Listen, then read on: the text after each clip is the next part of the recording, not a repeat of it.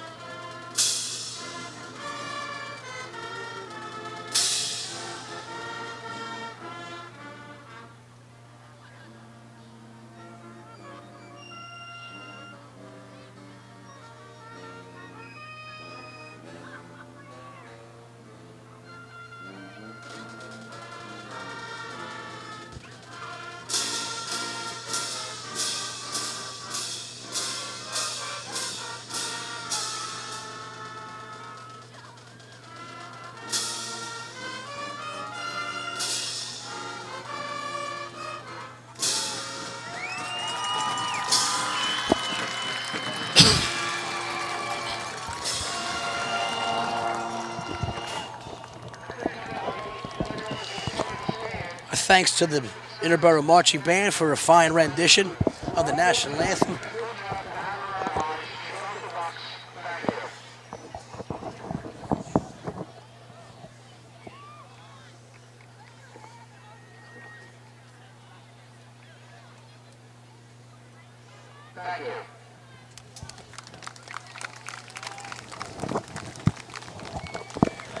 And my apologies if you heard over the loudspeaker with Eddie Barrar, they were honoring Mrs. Peg Whitmer, who sadly passed away last week, just a day after her 99th birthday.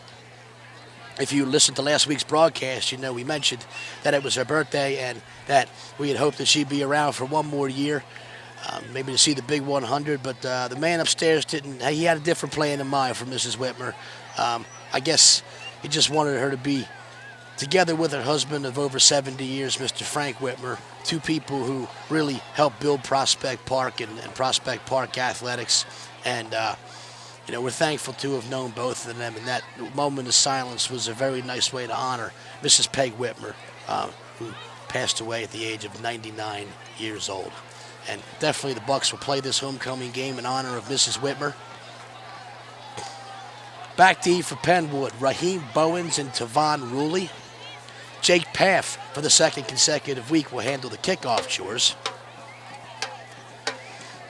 Bucks come into the game at 5-1. PennWood 1-5. This is league game number 2. Pass kickoff is a little bit of a squib kick, handled by number 20, Zakai Sharif. And he takes it up to the 46-yard line where the kicker, Jake Paff, makes the tackle, and he'll stay on and play safety, I believe. Now he'll trot off the field. He is part of the defensive rotation. And we'll set the offense at just a few. And the defense.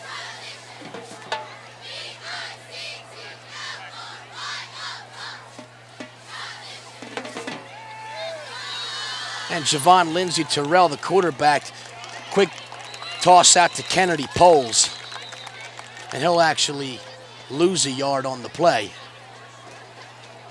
So Javon Lindsay Terrell, a highly regarded cornerback. He's a junior. He's 6'1", 154 pounds, so not a lot of meat on the bones. And Conrad is back in the lineup this week after a game out with the shoulder injury suffered in the Caravel Academy game. And this time the handoff goes to 21, Tyreem Welton.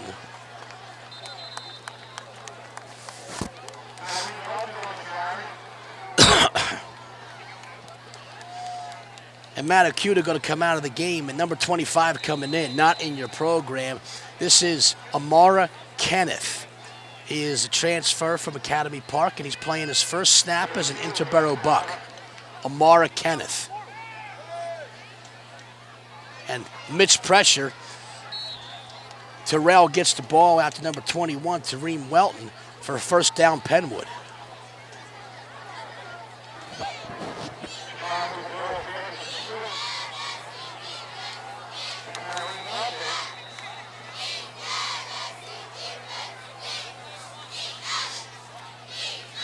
So two-back set, and no hand at this time to Tavon Ruley. And Ruley gets outside, brought down by Chris Thomas and others. Steve Royer also in on the tackle. PennWood Patriots, a team, not a lot of success in the early going, 1-5, but you see that they have athletes out there on the field. And their offenses looked all right in the early going, couple of plays in. I talked to assistant coach Vic Buno today, and he specified that if Interboro scores first, they should be okay. If PennWood scores first, it could be a long night. And, of course, Interboro on defense to start the game. Quarterback draw, actually, they're going to run this one out of the Wildcat for Tavon Ruley. And Ruley gets a couple yards. Be 3rd down and 5.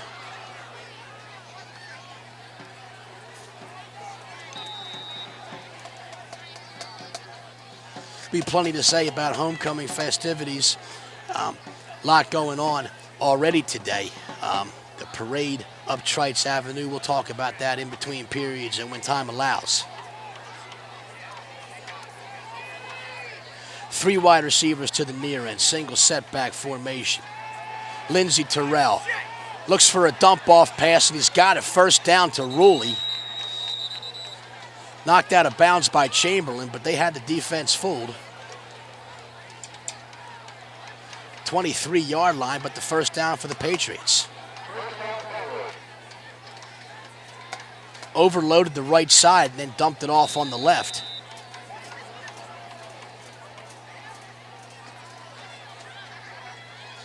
Lindsey Terrell hands off to Ruley, so Ruley looks like the go-to guy for PennWood. He doesn't get much that time. Pattinson with the stick.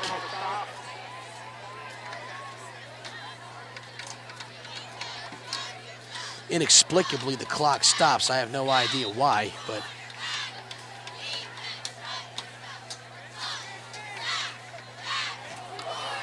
the clock stopped. Guess that's a question for someone above my pay grade to answer. We lost about 15 or 20 seconds there that should have run off the clock. Lindsey Terrell rolls out. Pressure up the middle from Thomas. Lindsey Terrell's pass caught. Taken out of bounds by DeSands, but Raheem Bowens right in front of the far side entrance, in front of Bill McLaughlin and Kathy Powers, and that's a first down for PennWood. So 7-yard line will be the line of scrimmage for the Patriots. You've had a nice drive.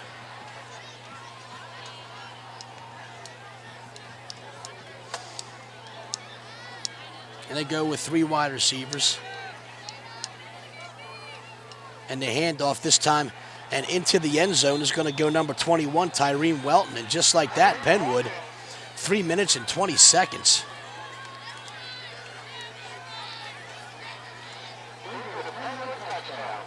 Is all it takes for PennWood to score. So Welton with the 7-yard carry. Now, Ruley, who seems to do just about everything, is going to kick. Lindsey Terrell, the quarterback, is the holder. High snap, and not a particularly good kick. It's actually short and wide left. So it's a 6-0 PennWood lead.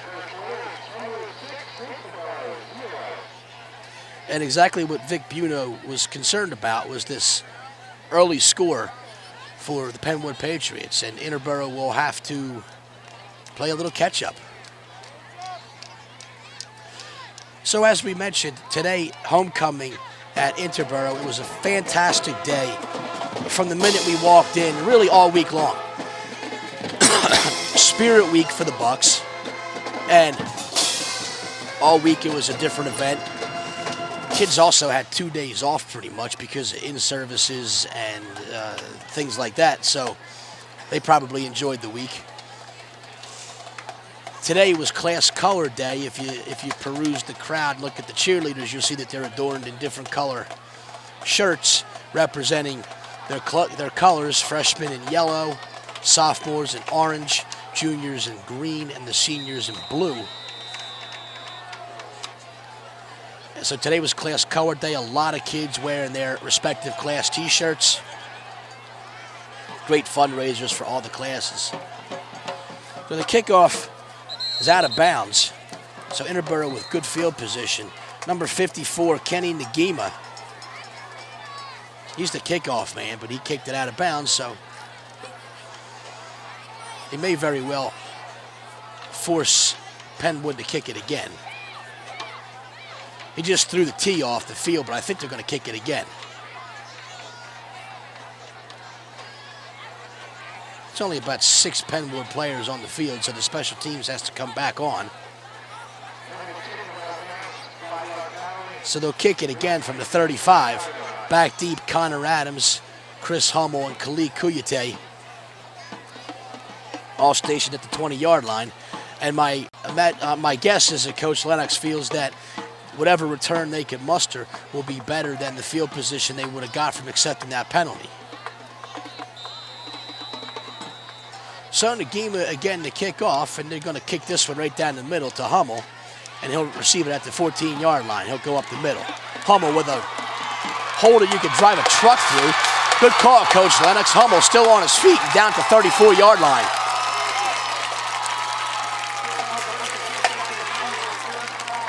Great hole created by the Interboro special teams, and Danny May will have a short field to work with starting at the 34-yard line. By now, you should know the line and know the lineup if you're a fan every week. Chris Thomas will be the tailback. He'll get the bulk of the carries. Lamar Shaw, the big bruising fullback. The wingback is Chris Hummel, who you just saw. Matt DeSands, the wide receiver. Danny May, the quarterback. Lamar Shaw with that first carry is still on his feet, and Lamar about 9 yards. Chase Pattinson is your tight end.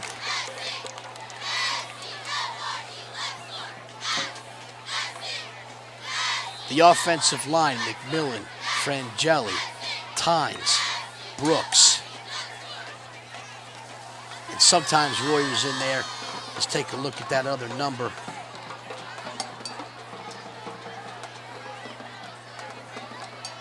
Lamar Shaw again. Lamar still on his feet. He's going to cut outside. Lamar Shaw, ball on the ground, and PennWood's going to pick it up at the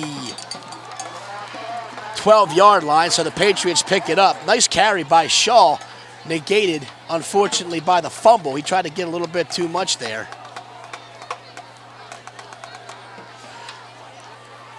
Just to finish my thought, McLaughlin, the other member of the offensive line, Brett McLaughlin. And they opened up a nice hole for Lamar, and really, you know, the fumble ultimately is on him. He was hit while engaged with another player, and PennWood will pick it up, and they'll have field position at the 12. So that impressive PennWood offense, who came out last time around and really marched the ball down the field, will have the ball again, already up a score.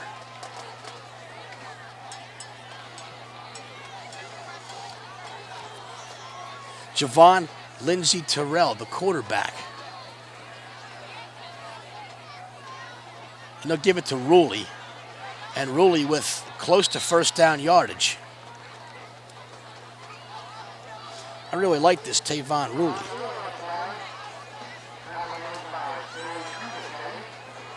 Kuyate the stop. Second down and about a half a yard.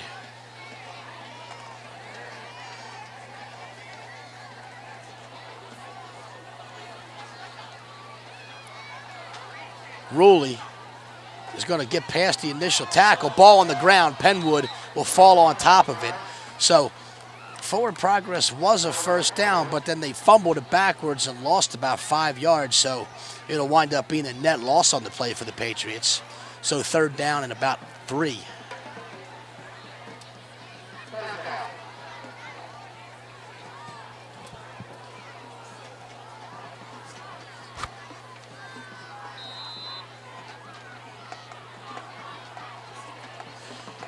Your defensive line, you see Amara Kenneth. You see Quentin Frangeli, Chase Pattinson, Steve Royer. That's the defensive line. At linebacker, Chris Thomas, Danny May. And that might be Jake Paff over there on the far end. We'll get the cornerbacks and safeties in a second. Draw up the middle, going to be very close to a first down. I think he got it. Waiting on the official word. And they will probably, they're saying fourth down, so fourth down and about half a yard. So PennWood, probably not what you would consider to be 4-down territory, but we'll see. I mean, they're on their own 23-yard line. They are going to go for it, unless they decide they want a quick kick or something. They have I formation set, though. The fullback is number 5, Elias Johnson, so they're in short yardage. Now, I don't know who jumped, whether it was Danny May or whether it was the right tackle. It was the right tackle for PennWood, number 65. He jumped off sides. His name is Shane Frazier, and that's going to pretty much force PennWood to punt. So Connor Adams and Chris Hummel will go back deep around the 45 and 50-yard line. The punter, Nagima again. He handles the kicking and the punting duties. Good snap. Kick is low, end over end, and Hummel will be wise just to move out of the way. It'll be down at the 46-yard line. Christian Michael Santos. Danny May and the Bucs offense will take over from there.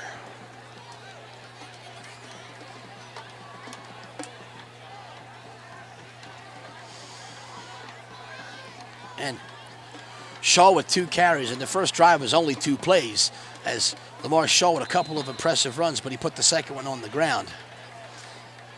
As I mentioned, Chris Thomas generally gets the bulk of the carries. But Shaw has been seeing an increased workload because he's such a horse and so difficult to bring down. This one's going to go to Thomas. Could get about 4, 5 maybe.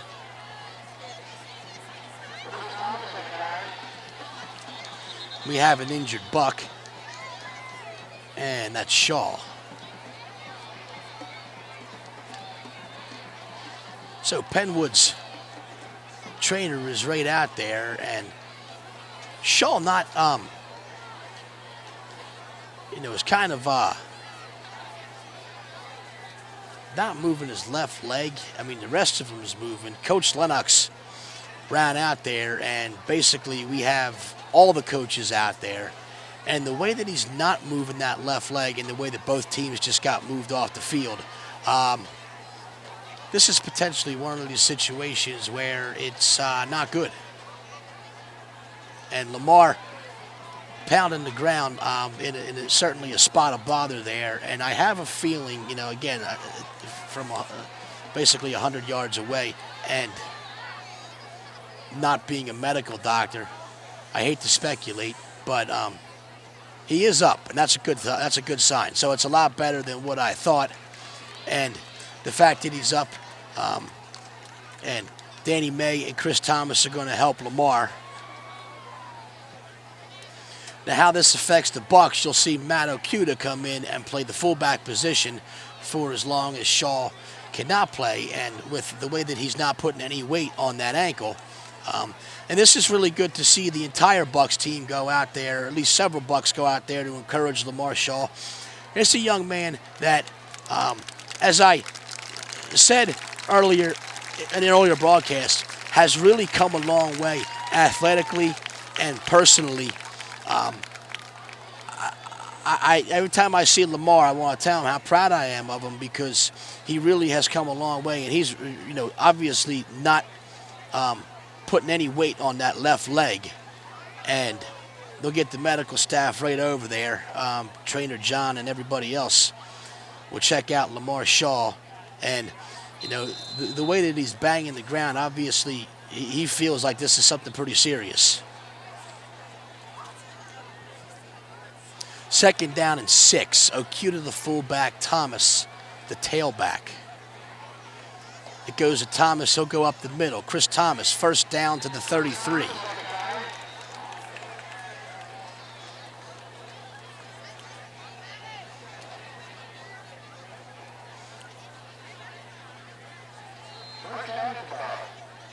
So we have 4:40 and change. 1st quarter, 6-love lead for the PennWood Patriots. The big story so far, the fast offensive start for PennWood and the injury to Lamar Shaw, which appears to be a serious one.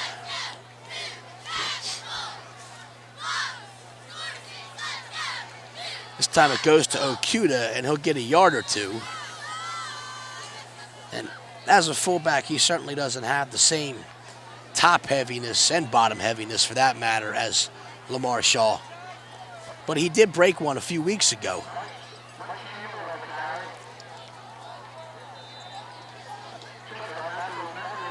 Already with our 5th home game of the year. This is just game 7, but they started off with 3 home games, had 2 on the road, and then this is our 2nd week in a row here at South Avenue Sports Complex. This is homecoming, and this goes to May's on the keeper this time. Danny May with the option. He decided to keep it, and it'll be 3rd down and roughly 5 yards to go. 3rd down and 6, or maybe even 7.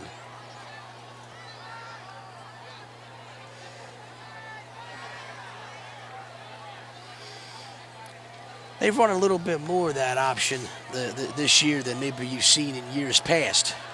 Danny May likes to keep it. He does have several touchdowns this year. This time it's Hummel.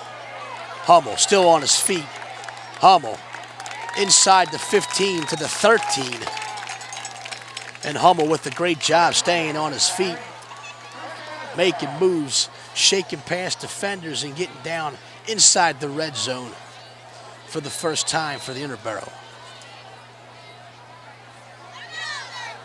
Ruined the 2nd time, but the Shaw fumble on the 1st drive made the red zone stay a short-lived one.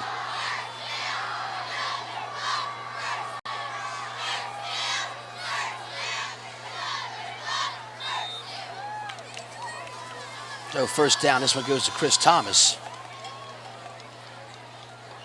Not much, about 3.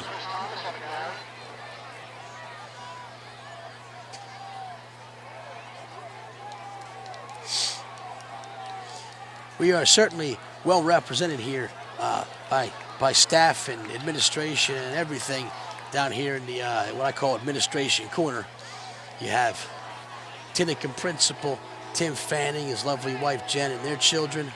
Superintendent Riley is down there as well. Interboro Principal Mr. Johnston, as well as assistant principals Mr. Conti. Option pitch is Thomas. Thomas lowers his shoulder into the end zone. Touchdown Bucks.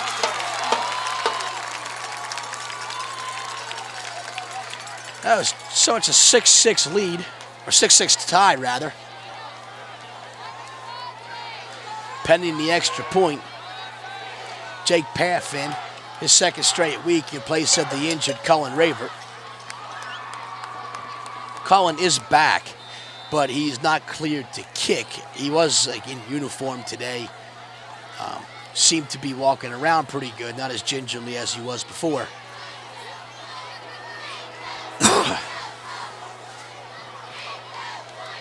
Murtha to hold.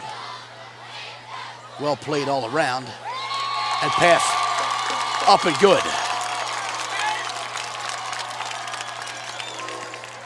So 7-6 with 1:46 to go.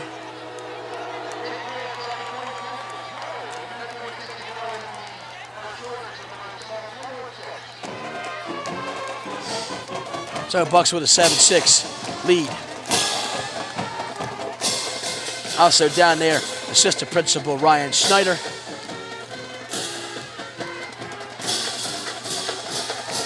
Several other heads of state as well. Curriculum director Val Ekman and her 2 beautiful children were also here. So we are well represented at the central administrative and the building administrative level.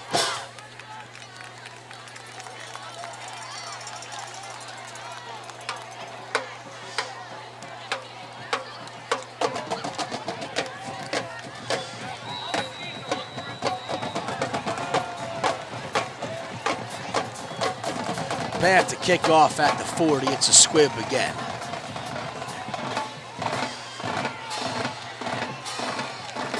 And a good tackle by Path, the second straight special teams tackle. Ball carrier, one of the up men, Tyreen Welton, who has the touchdown. But good field position for the PennWood Patriots.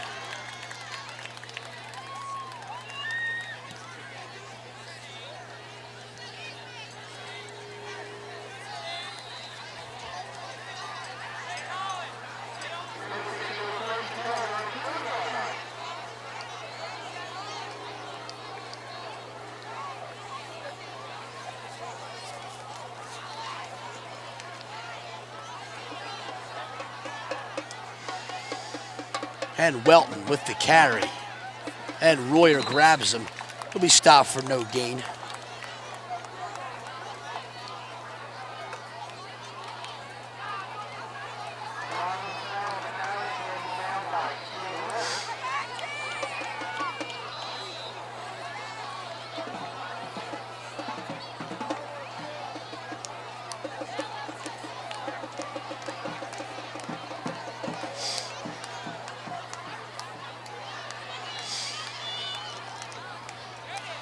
Second down and 10. Lindsey Terrell. Screen.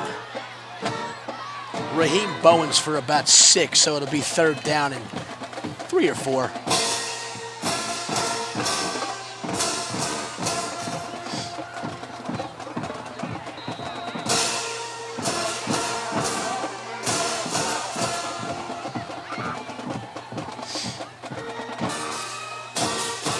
Third down. It's Ruley. Very close to a first down. The spot certainly looks like it's good, and they are moving the chains, so first down with 26.6 to go.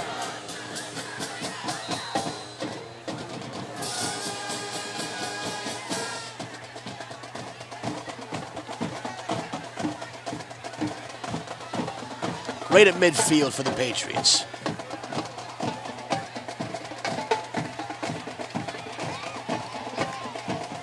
Three wide receivers to the near end, one to the far end, single setback. And they'll dump it off. This is a new one.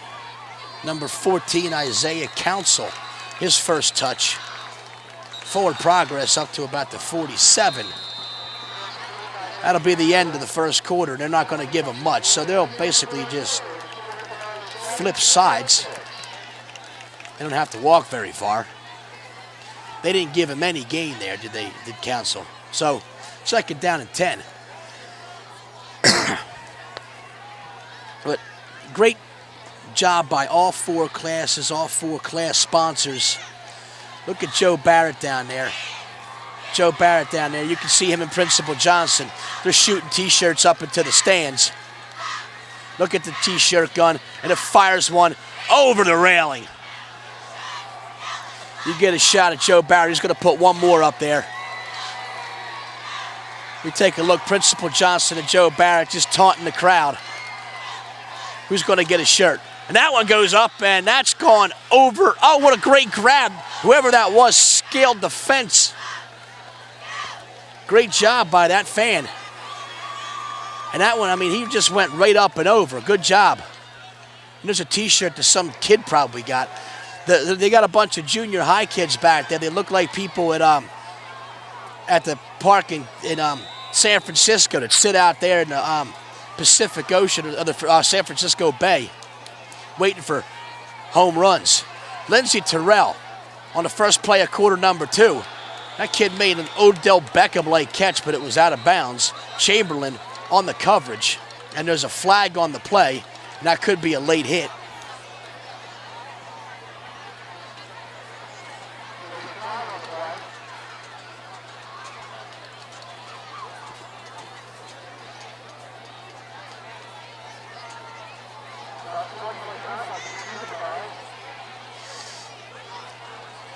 Unsportsmanlike against Interboro, so that'll give PennWood a 15-yard cushion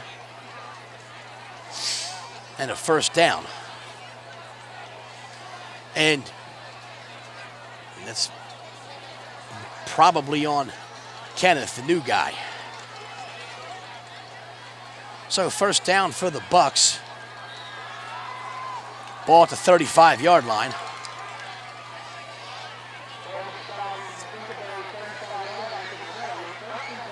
And they're still firing shots, are Joe Barrett and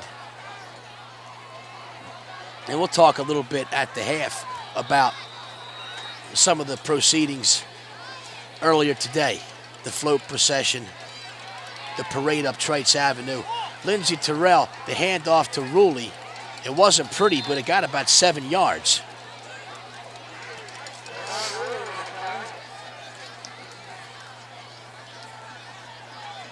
That T-shirt launcher, by the way, a gift from the class of 2015. Brian Peltz and Shannon Ladislaw, sponsors. That was one of the, and honestly, we let Brian Peltz eat lunch with us last year, and we told him, we want a T-shirt launcher. And he took some of that extra money from the class of 2015 and bought a T-shirt launcher. Ruley again, spin move, gets outside. This could be dangerous. Hummel with the nice tackle, and that saved an even bigger gain, but it's a first down for the Patriots at the 20-yard line. And I'm really impressed with the job the Patriots have done.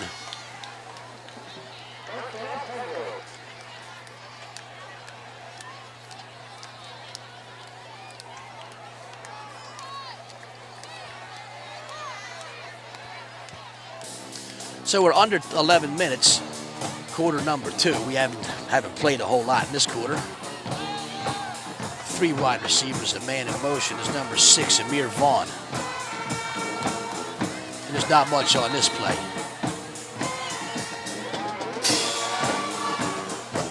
Ruley again. Great job, though, by the Bucks fans getting out here and really filling these stands.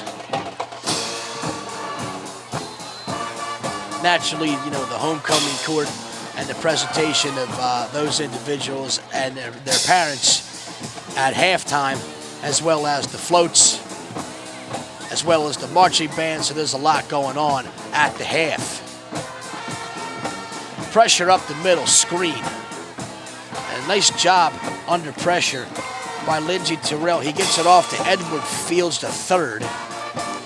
He's a backup quarterback, but he's in there and he receives. They get a couple yards there. It'll be third down at about 7.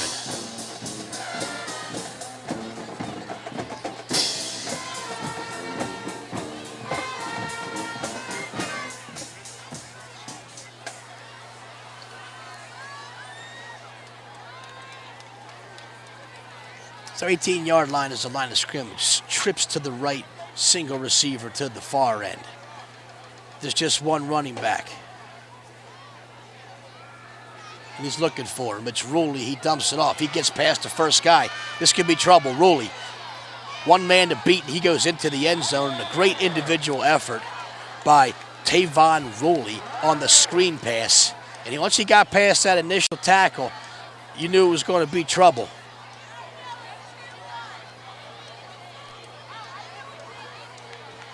So the Patriots now the 12-7 lead pending the extra point, and they very well may chase that point from earlier and go for 2. And they do have it set up at about the 3-yard line, so they'll try to go for 2 and extend it to a 1-touchdown lead. So Lindsey Terrell, the quarterback, Javon Ruley, the tailback. And we'll see what they have cooked up for this 2-point conversion. They will throw. Terrell looking for a man. And it was intended for Amir Vaughn, but he overshot him. 12-7, the Patriots, with 9:13 to go in quarter number 2.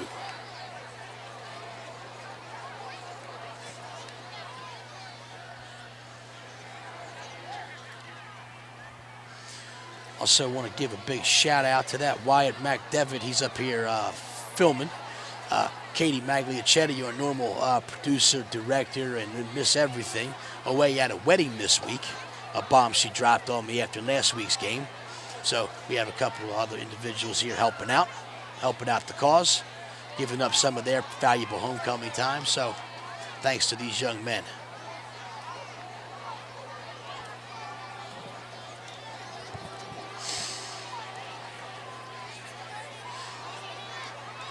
So we proceeded up Trites Avenue a little bit earlier today, starting around 6:15. The marching band led the procession up Trites. The homecoming court followed on a flatbed. Then the freshmen and a boat. We were on a boat. I drove the truck. Joe Barrett went up the top over the sunroof and was videoing the whole thing. All the freshmen, cheerleaders and freshman class Congress members, they chanted loudly, and then the sophomores, juniors, and seniors with their respective floats followed us. It was really awesome. It was cool to be a part of it, and I love being a part of homecoming every year here, and as one of the freshman class sponsors, I will be. Also, thanks to Mike Yarabini from the tech department for getting us helped out here. And PennWood may have just fallen on that kick.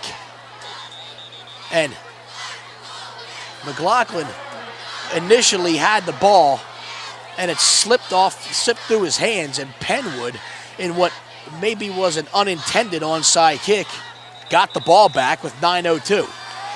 And now the Bucks have it. So whoever jumped down there and wrestled it away, good job.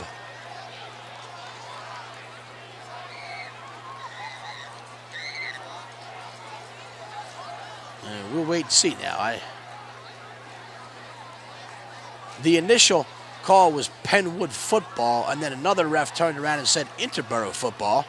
The Interboro offense is on the field.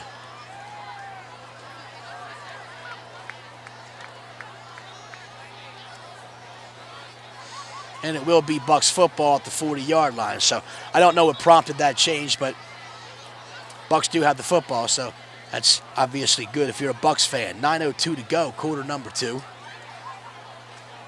Stay tuned for a protracted halftime.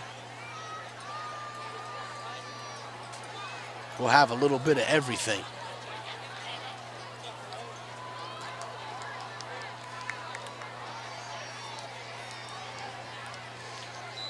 Marshall back out on the field, not on the football field, but on the sidelines. Ice on his knee, crutches, so it doesn't look like he's got no pads on, so we probably won't see any more Lamar Shaw tonight.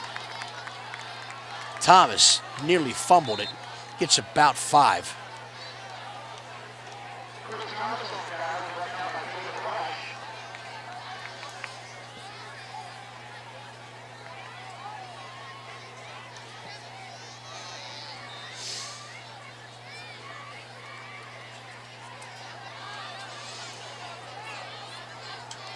Thomas, I guess if you were to say, is there a feature back, especially now with Shaw not being in the game, you would expect a good many carries to go to Thomas. He gets about 3.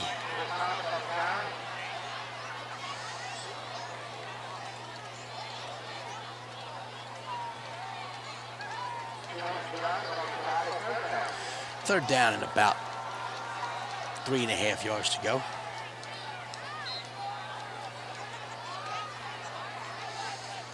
The Sands trots off, Connor Evans on. He'll play all the way to the far end of your screen.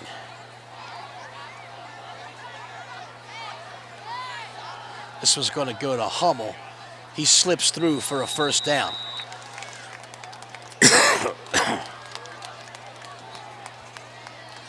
49-yard line, and it looks like Frangeli a little shaken up on the play, but he's going to stay out there. Spot the ball, wind the clock. That's what's up. 49-yard line will be the official spot. 7:40 and counting in the first half.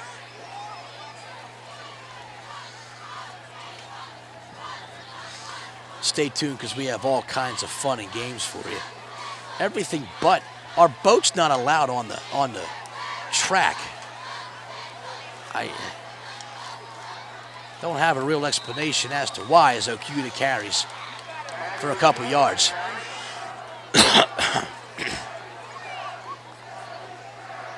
They said no wheeled vehicles, no driving on the track. That's a rather archaic rule, but that's one that they're going to stick with, I guess.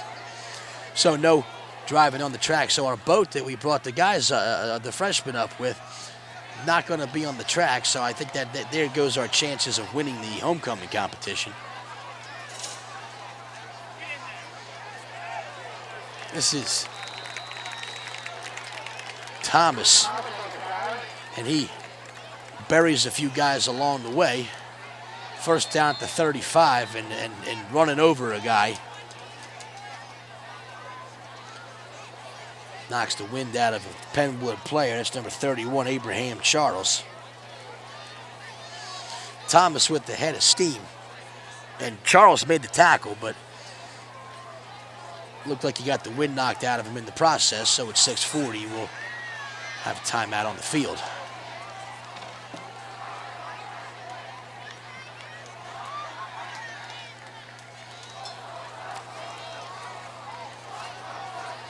So Abraham will walk off. It looks like he did maybe injure an ankle there or something.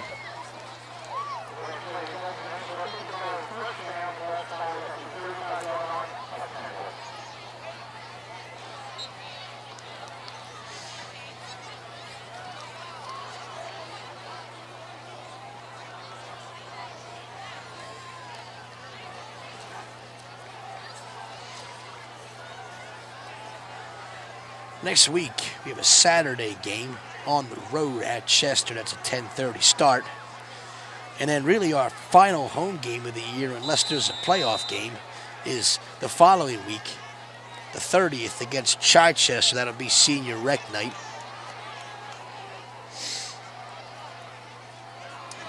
And that will be it, unless we have playoffs, which we're certainly hoping for. PennWood jumps off sides on first down. And make it a first down and 5.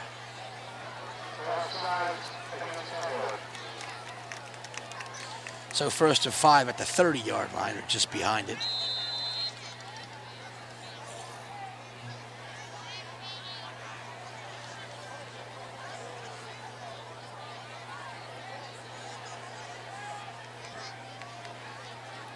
I formation set, Hummel in motion. Made the handoff to Thomas. Thomas will get very close to first down yardage.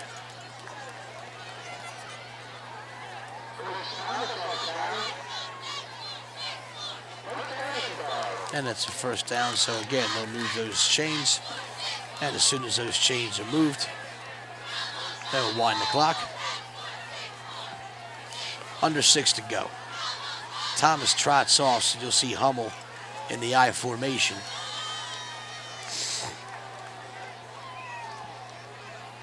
And come over and check on Lamar Shaw. And Okuda. No, it's a pitch out to Hummel, and Hummel with a stop and start back, and one of the best individual runs I've ever seen, especially from Chris Hummel, who just stopped, cut back inside and into the end zone. A great run by Chris Hummel. And the Bucks will take the lead 13-12 with the extra point pending.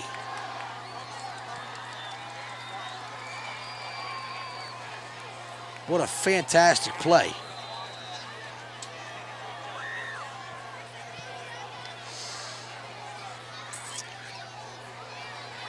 So Paff looking to give a 2-point lead to the Bucks.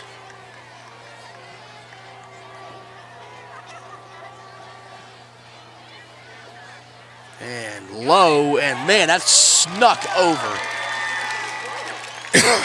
That cleared by about an inch, but it counts the same. So it's 14-12 with 5:28 to go.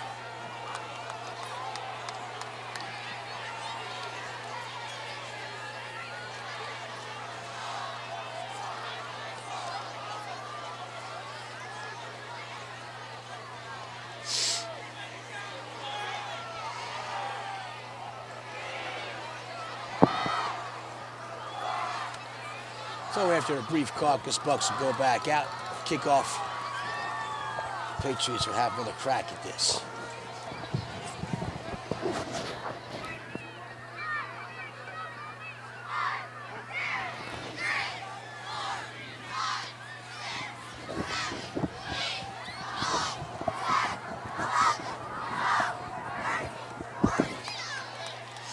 So you have a customary 14 kicks from the Bucks cheerleaders.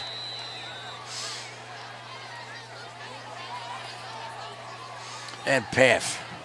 He'll kick off, and they're going to squib it, as they've been doing all game. And that's Amir Vaughn, I believe, brought out of bounds at about the 40. So they seem quite content to just give them field position at the 40.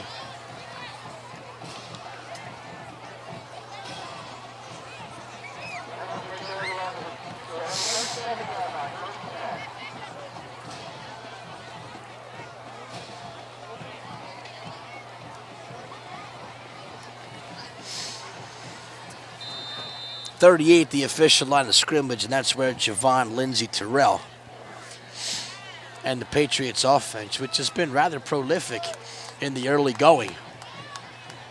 We'll see if Coach D'Esposito and the defense can come up with some type of an answer.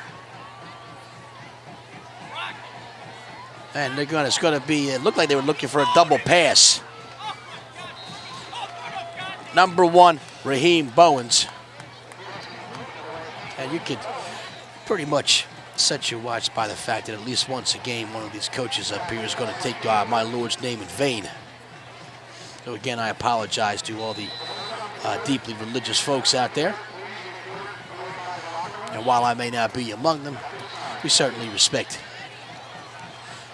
you and offer our sincerest apologies.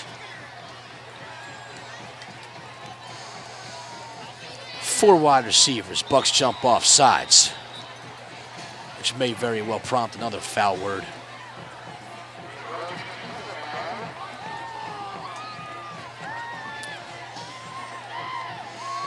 So 45-yard line, the line of scrimmage, and it'll be second down and a little bit less than 4.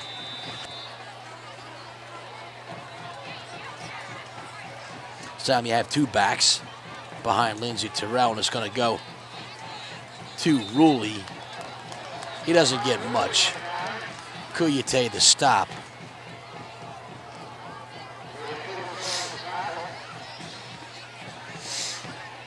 So not much. 3rd down and 3. 4-10 and counting. And the band takes off. They're going to debut their 3rd song tonight, I think. Although I mean, last week they were supposed to, then they could end up coming to the game, and then, but they're here tonight.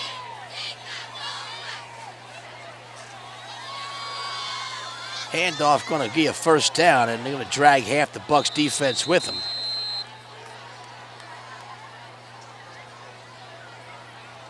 And this Welton has done a nice job tonight. He's been the touchdown. He was the touchdown maker on the 1st touchdown. So into Bucks territory, 45-yard line. Now they're going to hurry it up.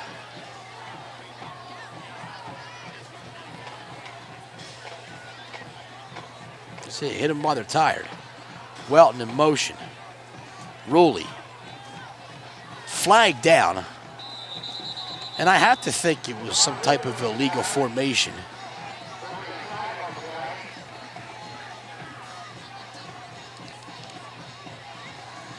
It's a hold instead. So they call a hold against the Patriots, and then holding penalties are tough. Spot foul, so it'll wind up being 1st and about 21 or 22.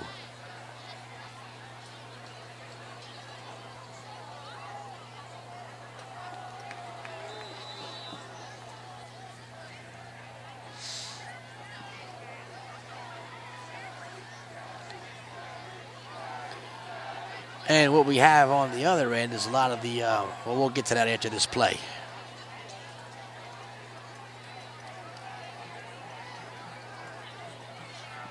First down and long. Lindsey Terrell. And they're going to go deep, and they have a wide open guy who goes up and gets it. first down and then some for Raheem Bowens. He hits him in stride. That would have been a touchdown. Bowens had the whole secondary beat by a couple steps, and it was underthrown, but Bowens did a great job of jumping up and getting it. And PennWood, with 2:51 to go, as soon as the clock runs, is right back on the ball. So they're going to go hurry up the rest of the way, it looks like, at least for this first half.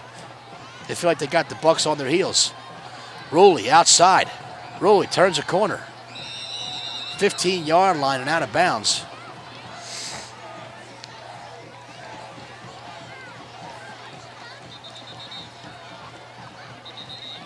It may well be another first down. They do call it a first down.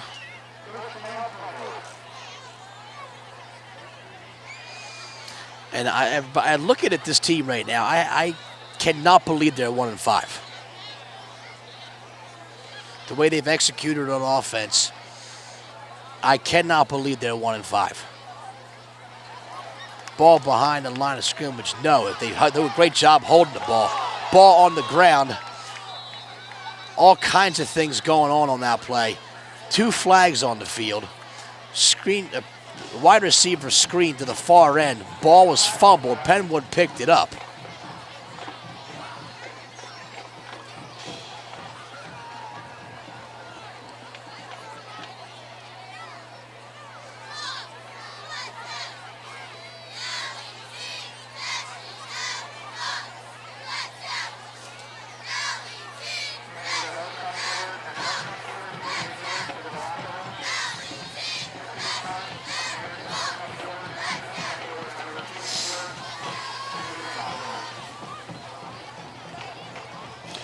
So we'll officials caucus here, and I really don't know what may have occurred, what violation occurred, what the foul was. So the referee's going to give us some indication now. Okay. Illegal forward pass and holding. The illegal forward pass is actually a loss of down, I believe. So they'll probably keep that one. PennWood wants to get back on the ball, but I don't think that they can do that until they mark off the yardage. But I admire their gusto. And they're going to bump them back a few yards.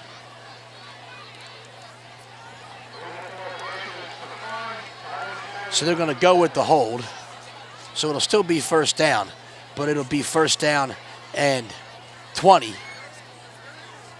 About 21 and with 2:28 to go. So they went for the pass downfield last time on first and long. So we'll see how they handle it. 3 wide receivers to the far end.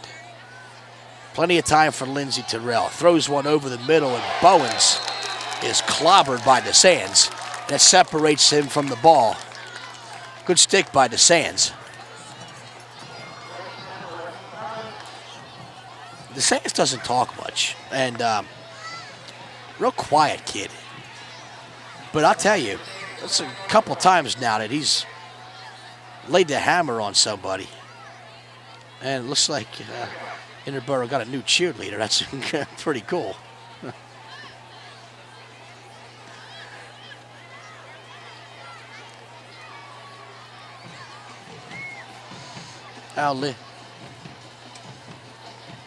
Lindsey Terrell.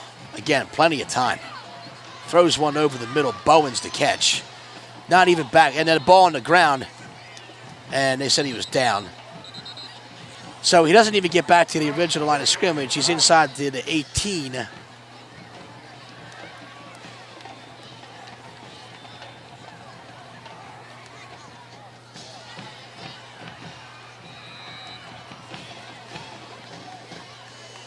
PennWood will go back to the huddle. It'll now be, and now I guess Coach D'Esposito calls a timeout.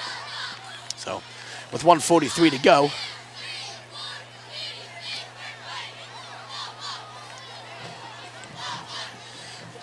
It's also pretty cool to see my little daughter out there cheerleading. I'm kind of hoping they get a shot of that.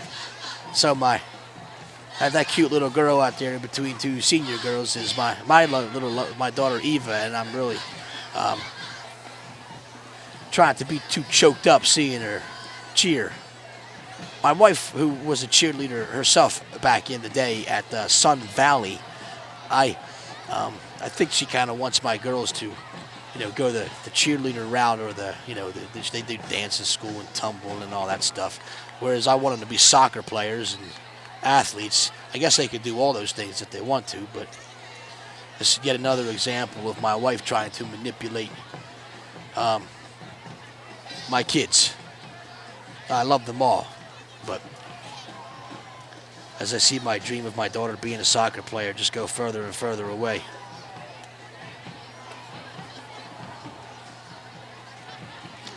So with 1:43 to go, timeout over. It's 3rd down and 14 for the PennWood Patriots. We are in 4-down territory, no doubt about that. 5 wide. How about that? Screen. And it's Bowens. And he'll be out of bounds probably about 7 yards short. So they got half of it. Raheem Bowens. Really some interesting play calls. This is a team that, if it didn't involve driving down the curve field, which really isn't that nice, it's a team I wouldn't mind seeing once in a while. I really like the way they play. They're fun to watch.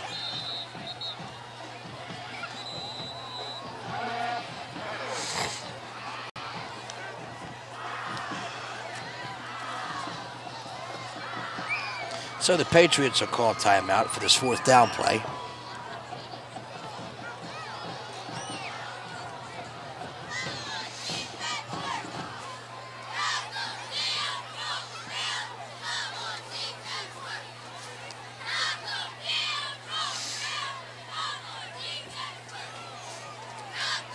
So the official clock says 4th down and 7 is what it says officially. 1:37 to go. And as is the case sometimes at the end of a half, you have the plethora of timeouts.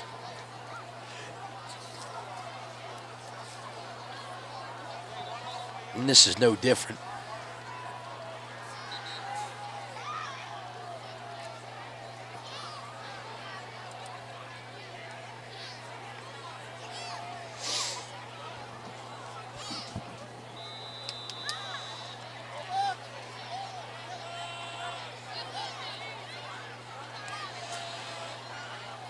So 4 wide receivers set. 4th down. Quick pass, Bowens. And a good job by DeSantis to knock it loose. Ball be turned over on downs with 1:34 to go. And we'll see what coach wants to do. If he wants to try and matriculate the ball down the field or if he wants to just run out the clock. Bucks actually have the kickoff to start the second half as well. So coach may well, maybe he'll want a play or two and see what happens. And if nothing's going, then maybe they'll just run the clock out.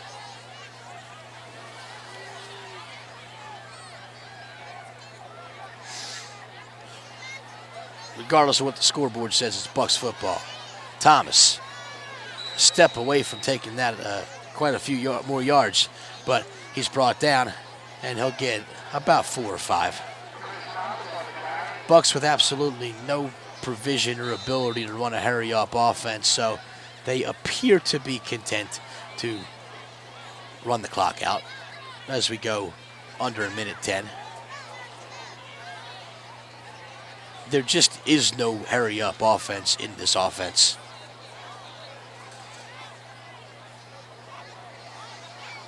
Hummel looking for a walk. Good block downfield by Frangeli. He does get out of bounds with 52.6 seconds left. So Hummel with quite a few really impressive runs.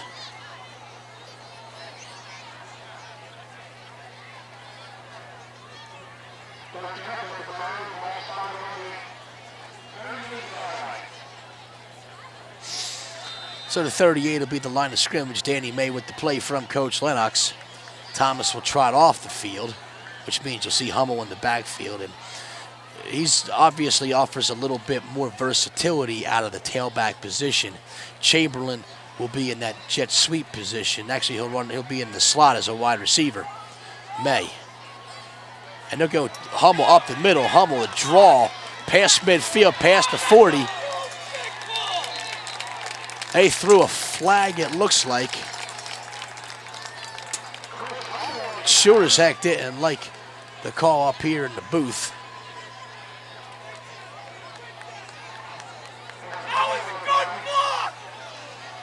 They're going to call an illegal block. So that's going to bring this play back.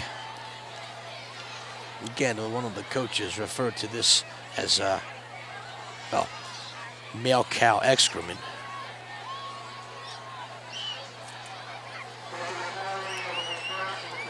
So it'll be first down and 3 from the 45-yard line. 43.2 to go.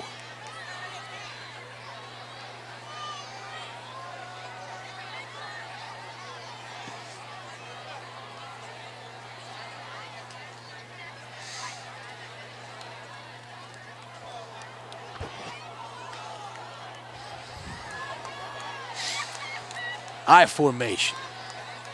Quick pop pass out to Connor Adams. Good job by Adams to get out of bounds. And I think he does just that. 36.9 to go. And with him getting out of bounds, they don't really need to. I guess they did call a time. No, they didn't call a timeout. So Thomas back in and Adams out. DeSan's the wide receiver now. At some point you figure there might have to be a downfield throw.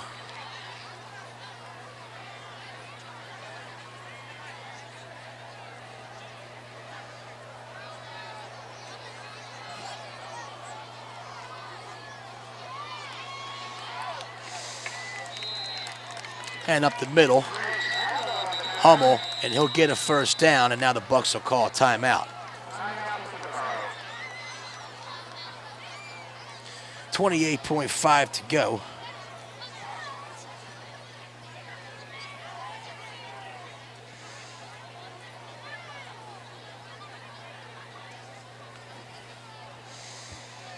And some of the all kinds of activity down there on the sidelines. So trying to keep an eye on both what's going on the football field as well as what's going on with the homecoming.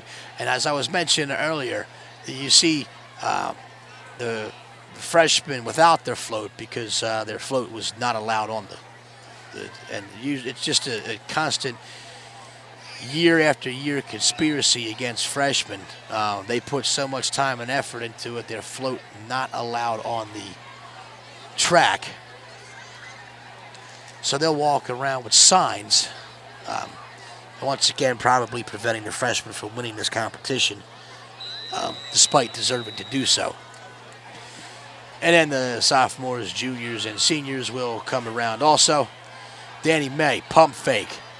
Looking long, looking for Pattinson down by the goal line, 1 yard line. Pattinson wanted the touchdown. What a great back shoulder throw by Danny May. Now they got to get downfield. They'll wait for the officials to start the clock. The chain gang, not in any hurry really. The officials start the clock. Danny May can either want to play or they can just spike it. Danny May with the keeper in the end zone, and it's a touchdown. So a good job by the Bucs.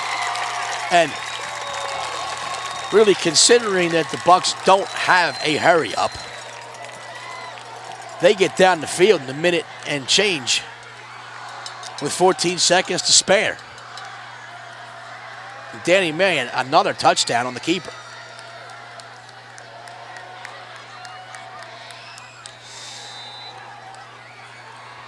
And it's 20-12, so Paff to kick again in hopes of giving the Bucs a 9-point lead.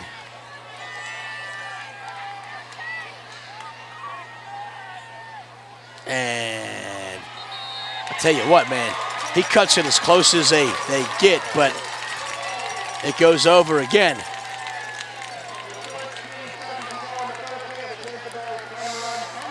So 21-12 with 14 seconds. There's 14 seconds left. See?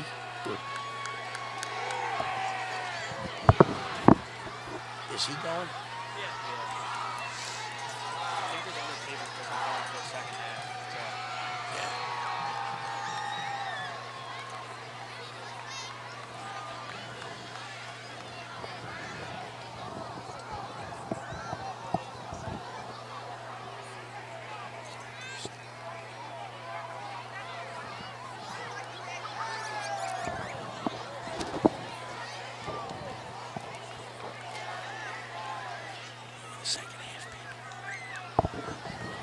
the second half, people.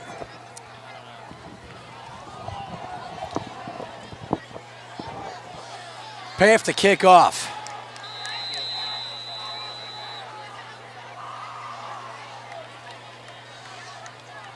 And it's a squib kick. And Connor Adams to tackle.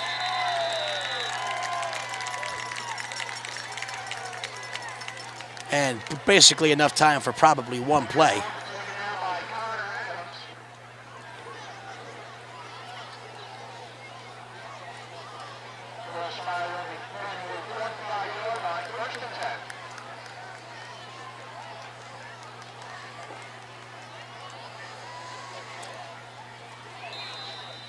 So 8.5 seconds, and I don't know if PennWood's going to try him. Want to play or not? I mean, they are in formation, 4 wide receiver set. Bucks back in the prevent. And they'll hand off to Rowley. Rowley going to be brought down by Royer, and that'll do it.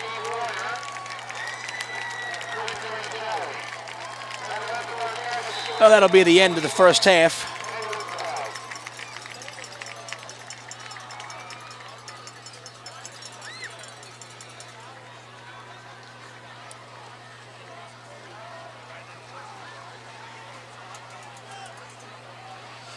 So 21-12 will be the score. We'll be back in a little bit.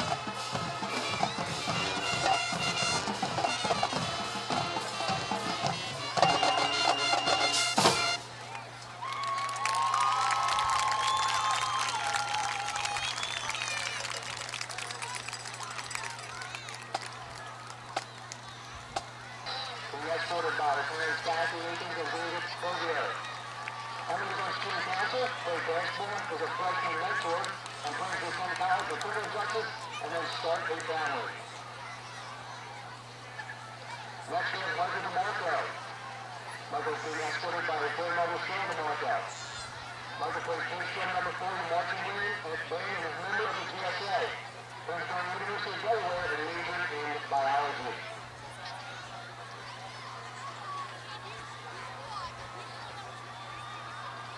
Next we have Alicia Amadio, being escorted by Michelle and Richard Amadio. Alicia played field hockey, lacrosse, part of student council, first timers, the environmental club, and the team club. The future goals are to be strong, independent woman and have a positive impact on her surroundings wherever life takes her. Next we have Jeffrey Finley. Jeffrey being escorted by Sarah Baxter and Jeffrey Finley. Jeff played baseball, wrestling, which was the team captain. First time as vice president, who was a freshman mentor, was in theater and the Spanish club. His goals were to play baseball for the Berkeley College and attend the University of Tampa and major in international business and business management. Nice job, Jeff. Next we have Jamie Brennan. Jamie is being escorted by Jerry and Claire Brennan. Jamie played lacrosse, field hockey, and is part of student council. Future goals are to go to college, travel, get married, and then start a family.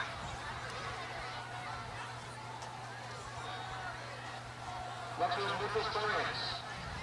Nick is being escorted by William and Donna France. Nick is part of student council, plays Congress, who is a freshman mentor, and also plays soccer. Nick plays on the Penn State main campus. Next is Ellie Fisher. Ellie is being escorted by Kim and Mike Fisher. Ellie plays soccer, basketball, lacrosse, is part of student council, and also a freshman mentor. The future goals will travel the world and get discovered as a singer. In the locker room is Christopher Hummel, representing Chris with Kim and Rob Hummel. Chris plays football, lacrosse, and is also part of the Physics Olympics. Chris plays at Penn College and Mount St. Mary's University and plays lacrosse. His dad plans on graduating in MBA in finance and hopes to own his own company. Next is Rihanna Blatner, being escorted by Roseanne and Nick Blatner. Rihanna was in Claire Congress, student council, cheerleading, was a freshman mentor and part of the status club. Plans on attending college and becoming a successful independent woman. Next is William Butler. William is being escorted by Monica and Claire Butler. Will played baseball, was part of National Honor Society, Claire Congress, and also was a freshman mentor. He attended Penn State and finding a career in the medical field. Next, Haley Lizer, being escorted by Debbie and Andy Lizer. Haley is part of Claire Congress, student council, National Honor Society, and was a freshman mentor. Her future goals are to remain college criminology, move to Florida, and then get married. Next we have Tyler Menastra, being escorted by Christine and Coleman Menastra. Tyler for student council and Claire Congress, plans to attend the Culinary Institute of America in New York and eventually open his own restaurant. I believe Tyler's brother Ryan is also down there with him. Next is Gabrielle Knockin, being escorted by Michelle and Jordan Knockin. Gab is part of student council, Claire Congress for the freshman mentor, and also medical careers. Plans to attend college at Penn State and study veterinary medicine. Also now we meet Chase Pattinson. Chase being represented by Susan and Hannah Pattinson. Chase not only plays football, he's also part of the basketball team, plans on attending college, majoring in criminal justice, settling down, being successful, and having a family in California. Very nice. Next we have Sage Redding. Sage is being escorted by Denise and Richard Redding. Sage is part of the cheerleading squad, plays lacrosse, was a freshman mentor, and also part of National Honor Society. The future goals are to attend college, be successful, and be happily married with a big family. Also in the locker room is Jake Peck. Jake is being represented by Jermaine and Jack Peck. Jake played football, was in theater, and also plays lacrosse. Plans to live to be about 100, have children, live happily ever after, with his lady partner, and hang out with Mr. Lennox.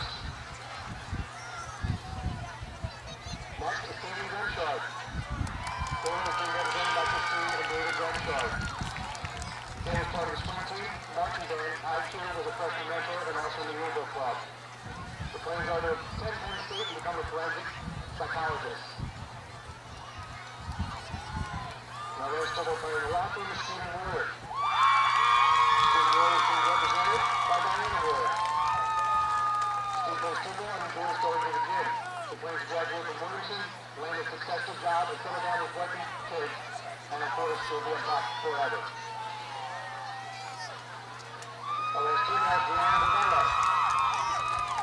Deanna is being represented, escorted rather, by Robert and Helen Novella. Deanna played soccer, lacrosse, student council, and also a freshman mentor. The future goals are to attend college, become a dental hygienist, get married, and start a family. And rounding out the court is Eric Thomas. Eric is being escorted by Michelle McCara and King Thomas. Eric is a started wrestler and plans on attending First Start Academy, major in civil engineering and wrestle for the team. He would like to have a career in maritime law enforcement in the Coast Guard. In 2015, homecoming court.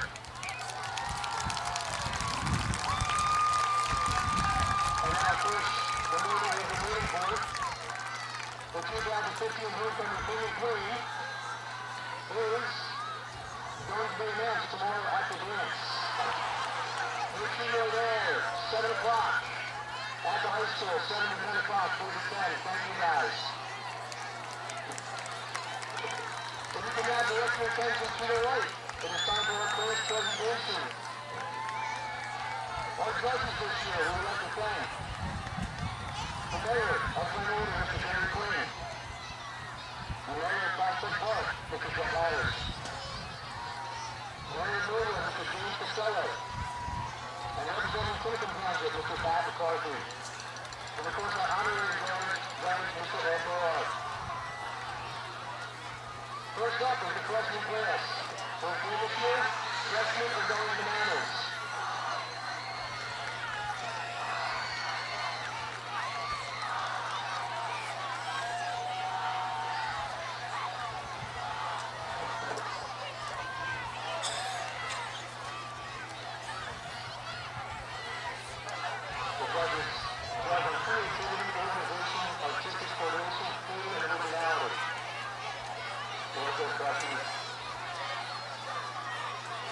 Next up, the tenth leaders, 15, sophomores have Buck Pride.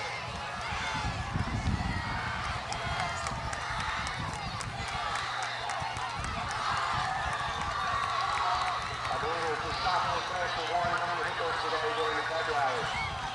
Very nice.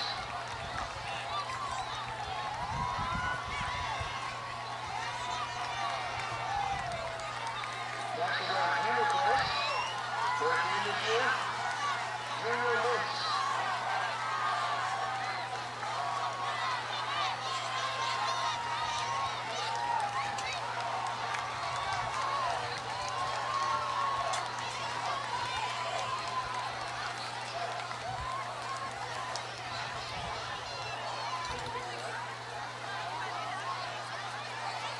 Finally, our senior class, their team this year, the Patriots.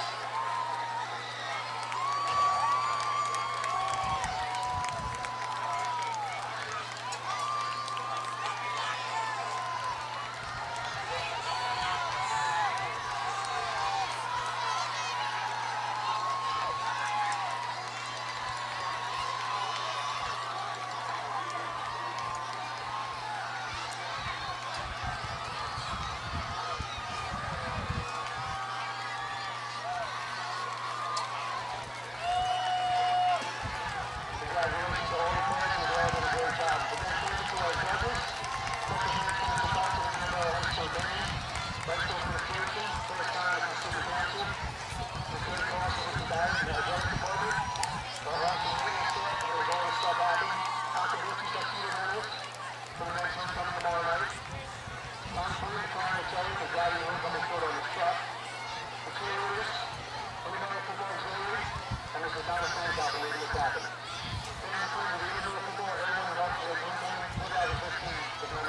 Thank you, and a good night. Go Bucks.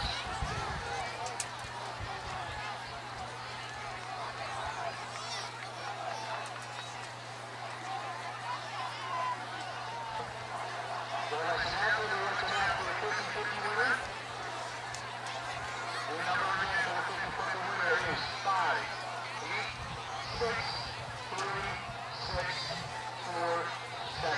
Again, 5, 8, 6, 3, 6, 4, 7. Congratulations to our winner. Please come up to the box if you are the winner. Thank you.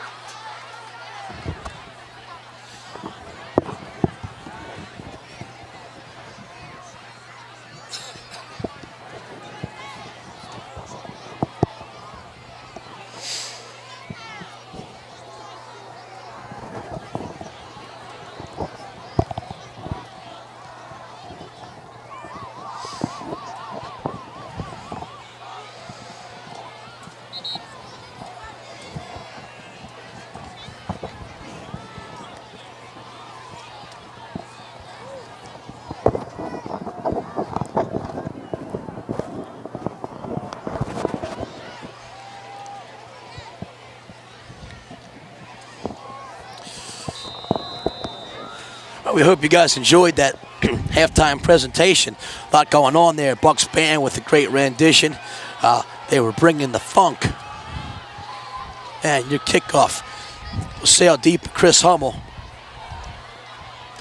will take it. And once again, looking for a hole. Chris Hummel still on his feet.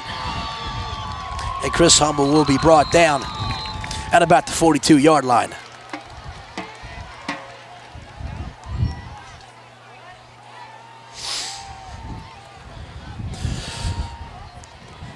Hummel had a great first half, with great yardage on the ground, and he'll get a lot more carries this time around because Lamar Shaw injured.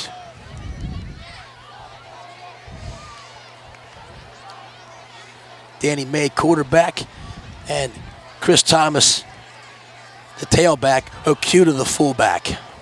And it'll go to Chris Thomas, and he won't get much.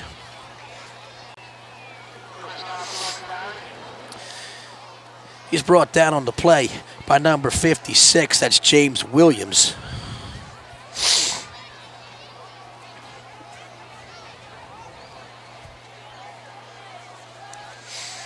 And for the first time this football season, I can officially say I'm cold.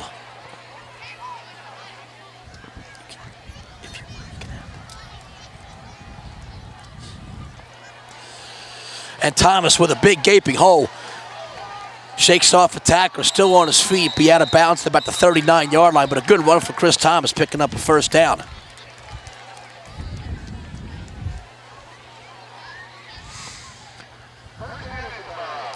So 11:08 to go, third quarter. We're just underway here in quarter number 3. Bucks hold 21-12 lead. PennWood came out strong, 6-0 lead. Then the Bucks answered to make it 7-6. Jake Parr for 3 extra points. Doing strong as a kicker. Okuda this time will be forward for close to first down yardage. We'll wait and see what the spot says. They're going to call it second down at about a half a yard. PennWood came right back and scored again to make it 12-7. Bucks go ahead with a 14-12 lead after that, and then march down the field with about a minute and a half left in the second quarter. Danny May with the quarterback keeper.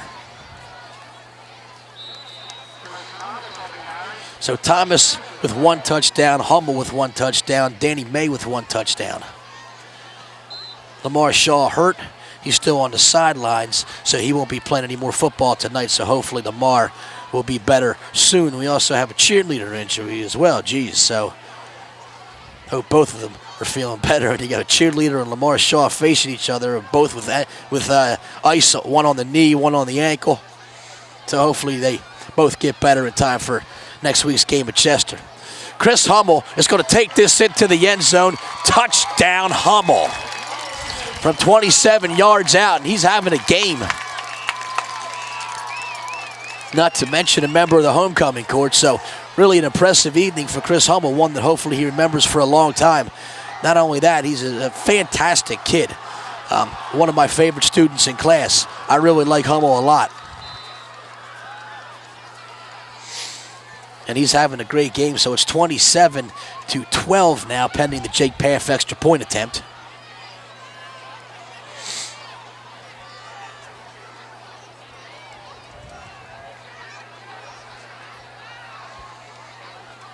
And PennWood jumps off sides, so it's quite possible that they will go for two now. Danny May and Connor Adams back on the field. So Paff and Murtha will trot off, the holder and the kicker, as well as Mike Chamberlain and the rest of the special teams. And now it's against Interboro, so they're going to actually try to kick it again. Or are they?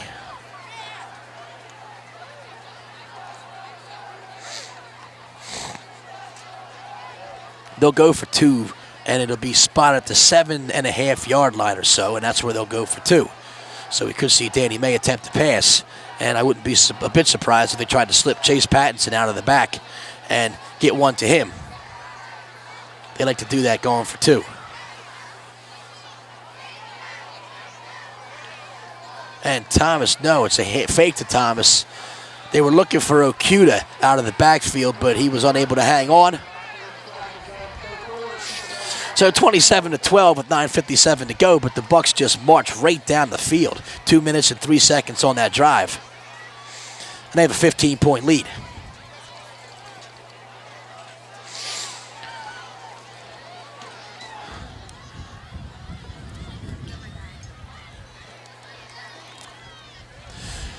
I'd like to thank Adrian Narkevich, a great senior girl, also a member of my AP government class, just performed with the marching band, and now she's up here filming the second half. As we said, Katie Magliacetti, our Miss Everything with technology, is at a wedding this evening. And we'll watch our cheerleaders do their customary 27 kicks now, actually. We may have to break away mid-kick because Jake Paff is about to kick off.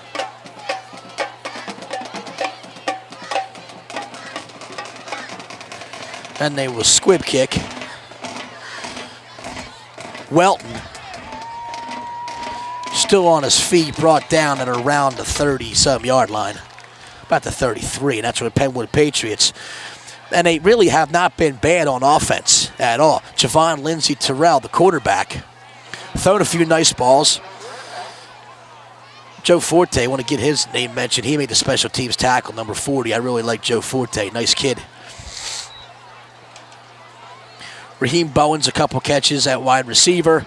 Tavon Ruley has gotten most of the carries, but also some carries to Tyreem Welton. He had the first touchdown.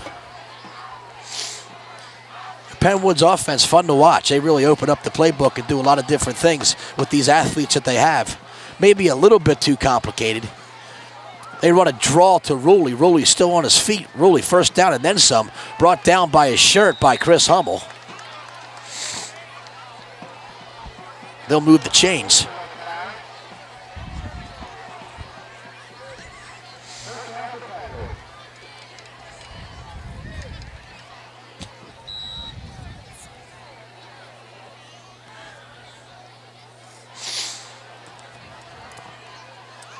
So first down for the Patriots.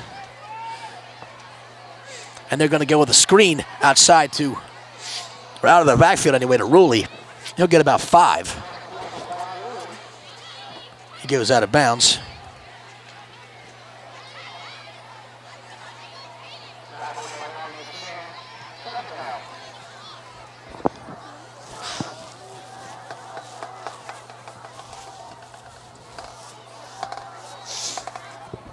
Matt DeSands on the stop. DeSands has done a nice job on defense. We haven't heard much from him on offense yet. No balls thrown his way. Although he had a great game last week as DeSands. And it looks like the Bucks encroached or jumped off sides. And if that's the case, that'll probably be a first down for the Patriots.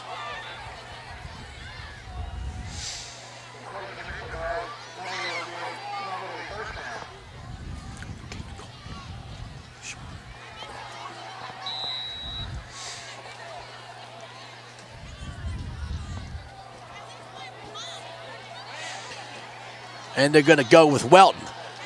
Welton going to be stuffed at the 33-yard line, but not before he gets a first down. So the Patriots with an impressive drive in hopes of answering.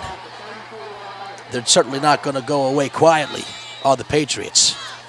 And they'll keep up with the hurry-up offense. And if you're a fan of fast-paced football, certainly this PennWood team, I also really like their uniforms with those stars on the sleeves. And ball thrown kind of in the danger zone. It was intended for number 19, Kennedy Poles. And that ball was thrown around a bunch of Bucs defenders, and it could have been picked off. Probably an ill-advised throw by Lindsey Terrell. Clock will stop with 8:54 to go in quarter number 3. So all the things that go on during homecoming, we can check off one more thing, the halftime show. The homecoming court was introduced. All 20 kids, 10 boys and 10 girls. I know them all. They are all excellent young people. I'm proud to call 14 of them students of mine this year. And the ball on the ground this time and was fumbled forward, and PennWood fell on top of it. Got about 7 yards. Fumbling the ball forward, really. So it'll be third down and about 4 yards to go for the Patriots.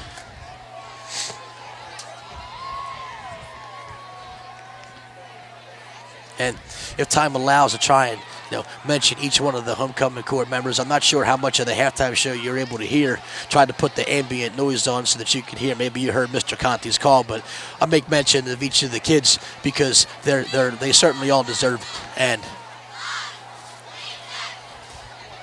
And what an unbelievable catch on that play for a touchdown.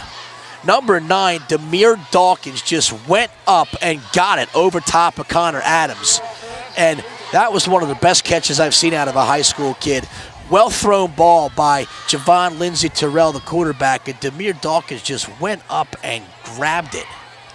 Touchdown Pats, and if they're smart, they'll go for 2 here and try and make it a 7-point game.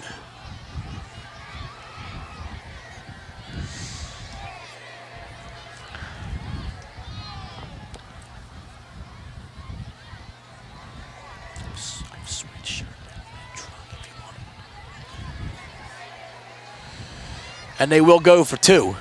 8:03 to go. The keeper for Ruley out of the Wildcat. And he sneaks in and gets the 2-point conversion. So PennWood gets to within a touchdown. And listen, everyone already knows that Vic Buno is a valuable employee at this school district and at Interboro High School. Everybody knows Vic Buno is a great guy and a good football coach, but who knew that he was the prophet as well? He said if PennWood is in the game early and they score early, they will be in the game for the entire game. And here we are, third quarter. Bucs just took a 2-touchdown lead, and PennWood marched right back down the field in less than 2 minutes and scored again. The official time, 1 minute and 54 seconds on that drive. And the Patriots get to within 7.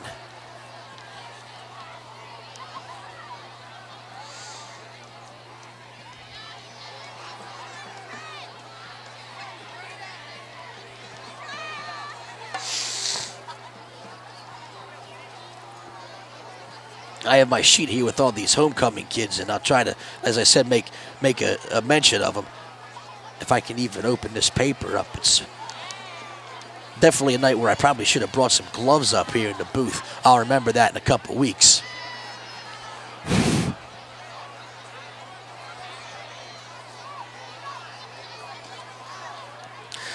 .54, Kenny Nagema, the kicker.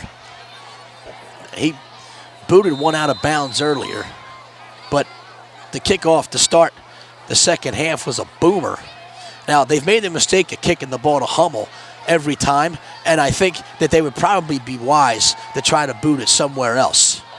And they squib it this time, and it's going to wind up going to Connor Adams. Connor Adams at the 20. Now, he's got a lane up the middle. He'll get past the 40 to the 45-yard line. It's a great field position again. Connor Adams just picked up the ball and ran forward as fast as he could.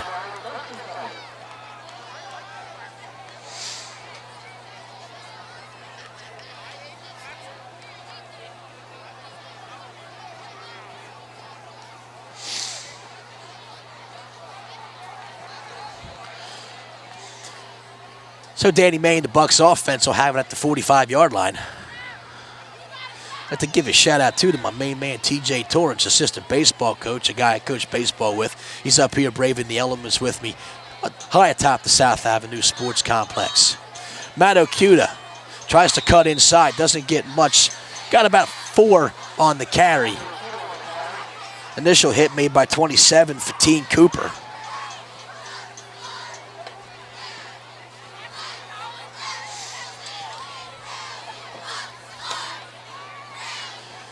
And the Bucks cheerleaders have adorned the jackets, which is probably a wise move.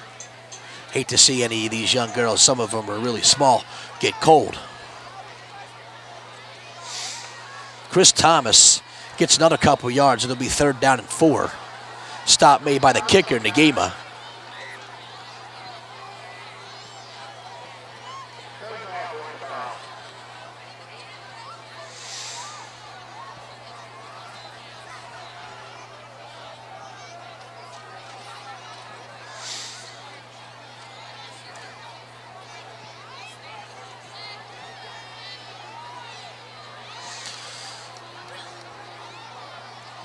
So it could be a passing down here. I formation, Okuda. Now they're going to pass to Sands. Enough for a 1st down.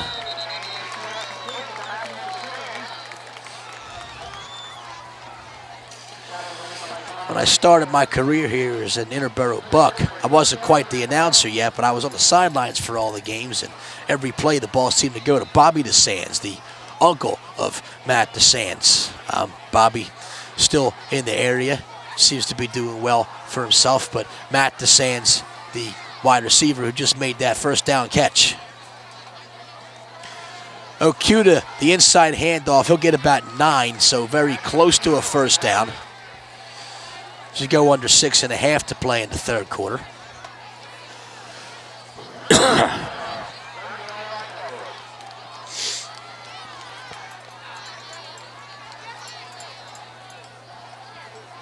So we're at the 30.5-yard line. It'll be the line of scrimmage. Clock will wind again. They did end up calling it a 1st down for Okuda. And McMillan the move that time. So they'll drop him back 5 yards.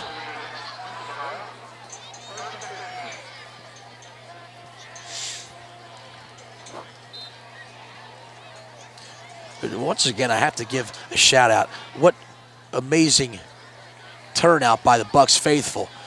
Student section is huge. A lot of people always come for homecoming, whether it be alumni, but also, of course, the parents of the kids in the homecoming court, all of which well-deserved positions. I wish there were more spots for the homecoming court. Hummel on 1st and 15 will get a lot of that back. He'll get about 12 back. And offensively, at least from a yard standpoint, is probably having the best game of his career.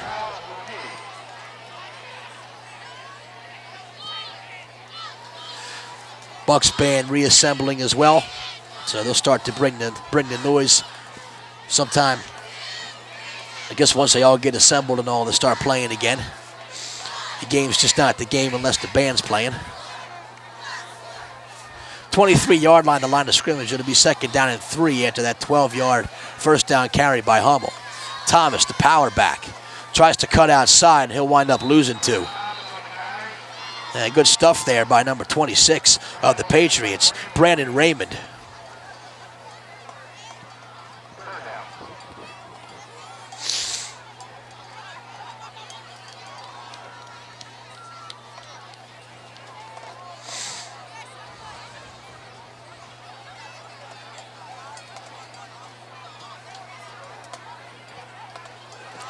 So 3rd down and 5 for Interboro. And we'll see once again if they decide to take to the air. DeSands in as the wide receiver. Chamberlain also in, so 2 wide receivers. They don't always go with 2 wide receiver routes. May on the option pitch, he'll go to Hummel. Always a wise option. Fumble. And then Chase Pattinson will pick it up and take it in. And they're going to call that a touchdown. So, boy, sometimes it's better to be lucky than good. Hummel fumbled that ball forward about 15 yards. Chase Pattinson picked it up and took it into the end zone. I mean, he couldn't have been in a better spot. And so it'll go down as a Chase Pattinson fumble recovery for touchdown.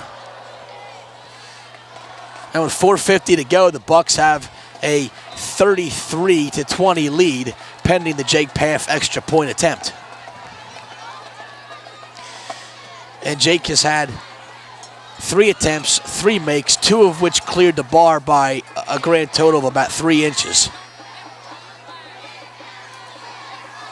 This one, he floats and he'll miss his first one. Wide left. He got under that one. And that looked like one of my wedge shots.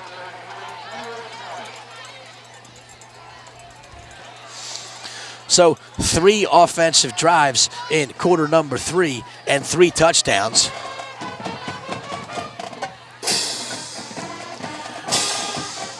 And the band will play on. A little on Wisconsin.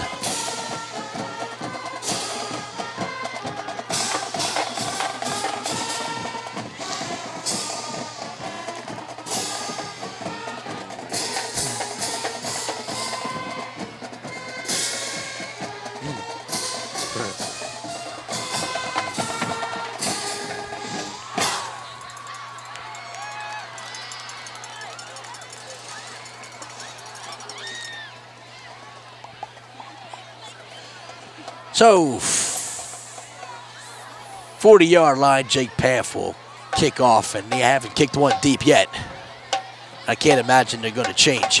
Bowens is back deep, and really a lot of these young guys on PennWood are very dangerous with the ball, so they'll squib kick it again. This one will wind up with Welton. And Jake Paff first on the scene, and, you know, it goes without saying, Jake Paff, special teams MVP in this contest, as he has kicked 3 extra points and made at least 3 special teams tackles. It's a great job by Jake.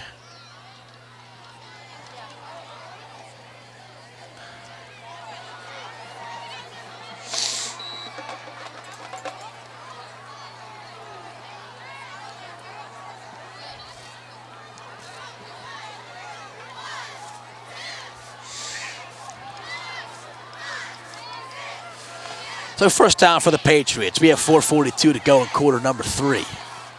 Man in motion is Bowens. He almost made the catch. It went through his hands. And I think he heard footsteps from Hummel, who was going to probably knock him into the middle of next week if he hung on to that ball.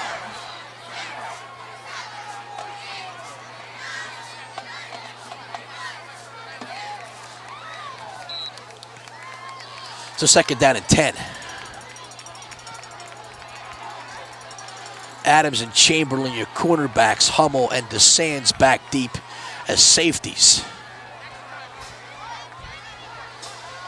And they'll go to the ground. Nice blocking downfield by PennWood. 9 yards on the carry for Ruley, who's also had a nice game offensively for the Patriots.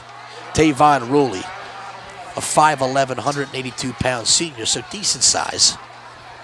Certainly not going to knock a lot of people over, but good speed and has done a nice job in this game.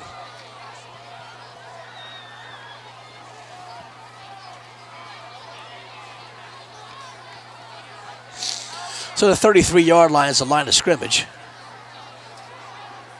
2 back set. Ruley will go in motion. And it's going to go to Welton. Now Welton is going to run backwards, and good Lord, Kuyate just got flattened on a block by Ruley, but the end result of the play is that Welton went backwards and lost about 10 yards on that carry, and it'll be 4th down and 9. And you got to run forward there, not backwards, when you're trying to advance the ball. Good job by the men in black to make the stop, and PennWood is going to be forced to punt. And Nagami will punt and timeout on special teams, which is going to take place at 3:18.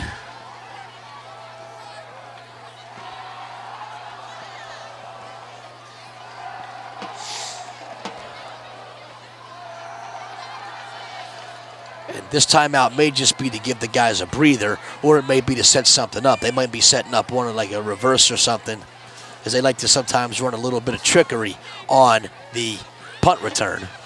Bucks have a 13-point lead, and I think if at all possible, they want to get Hummel the ball.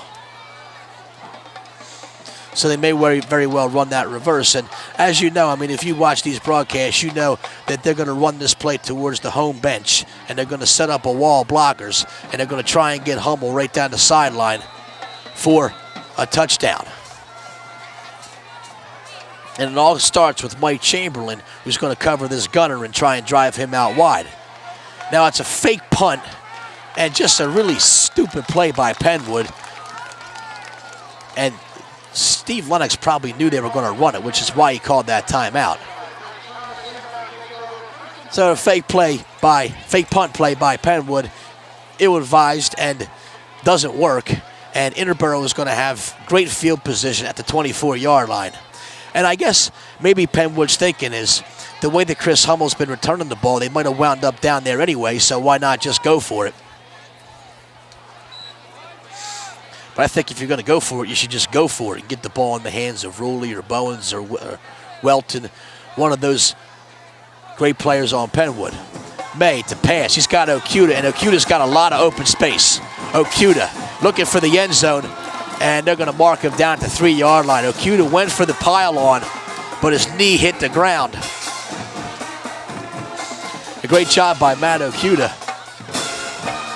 And a good job by Danny May to get it to him in stride.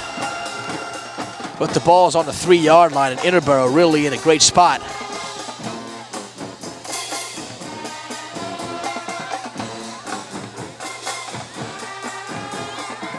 And I guess there's an injury or something. Yeah, a young guy for PennWood. I didn't even see that down in the back corner of the end zone.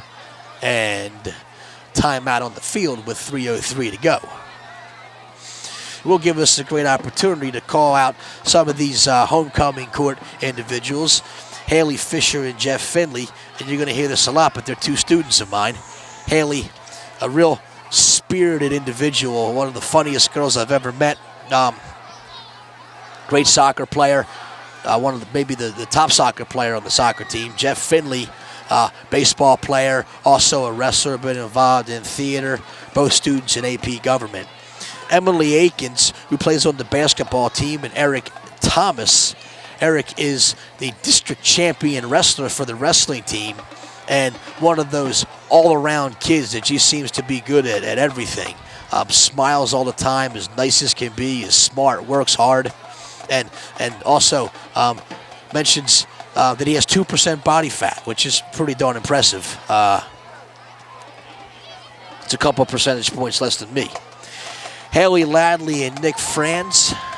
Haley Ladley's dad has the best beard I've ever seen in my life.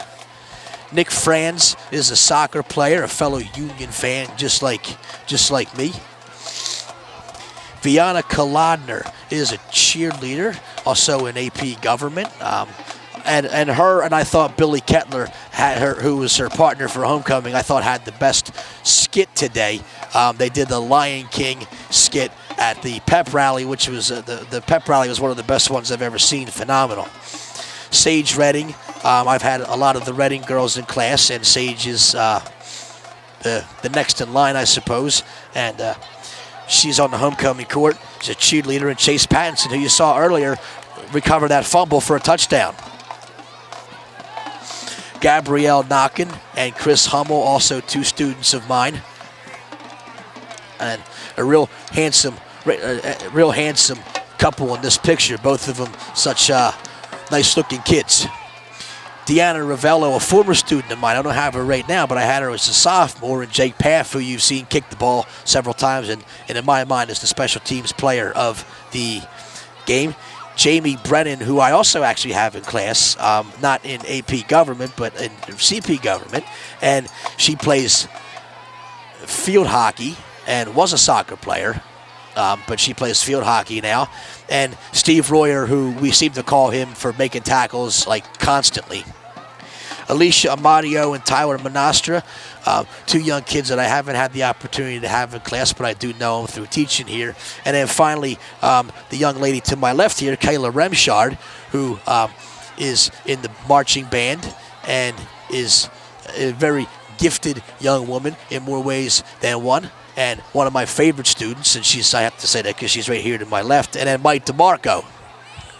I call him DeMarco Murray, which is kind of funny because I don't think this kid's ever seen a football field. But Mike DeMarco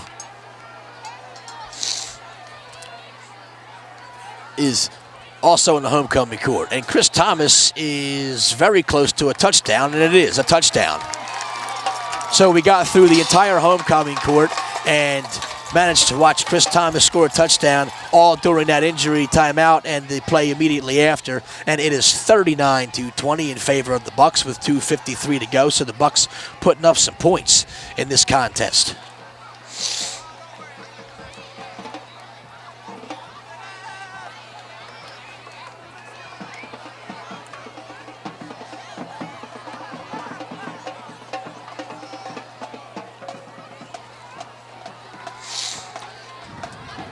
And the Bucks will go for two. May looking for Hummel, and there is absolutely nobody on that side of the field, and Hummel just hauls it in. And that'll make it 41-20, and I think the thought process here is if they can bang two more into the end zone without giving up a touchdown, they can run the clock a little bit. Now, we haven't seen the running clock yet for the Bucks this year, but could be forthcoming. So 41-20 the score.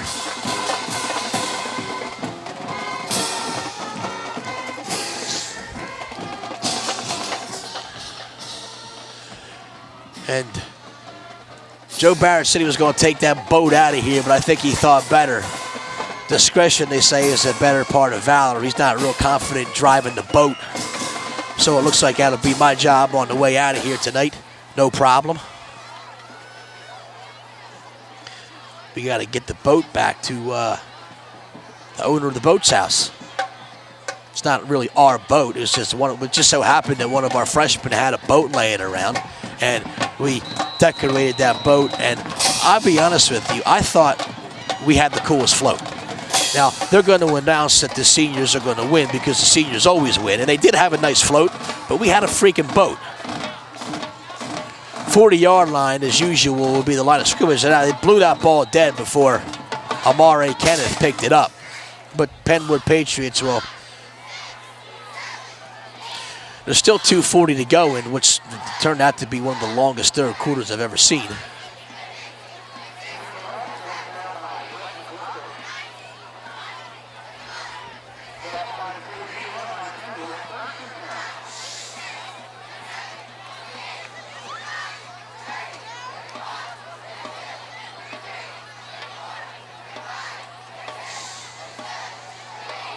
The cheerleaders just tossed Sage Redding about 30 feet in the air. Thank God they caught her.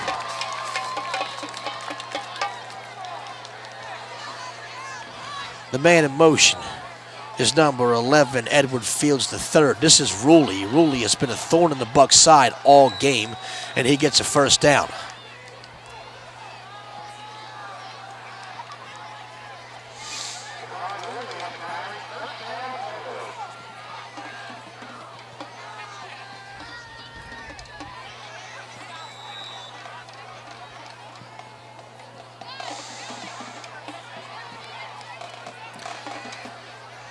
So they lop off about 11 on that play, does PennWood. They cross into Bucs territory at the 47. Over the middle to Edward Fields III. He gets down to about the 42, so 5 or 6 on the play.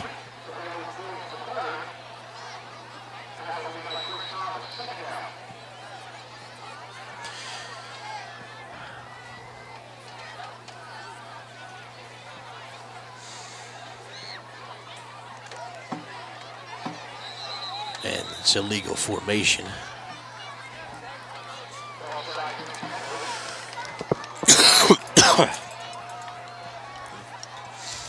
Illegal formation, offsides. It's all the same. It's a 5-yard penalty. And that'll make it, instead of 2nd and 4, it'll make it 2nd and 9. Closer to 10. That pretty much negated the last pass to Fields.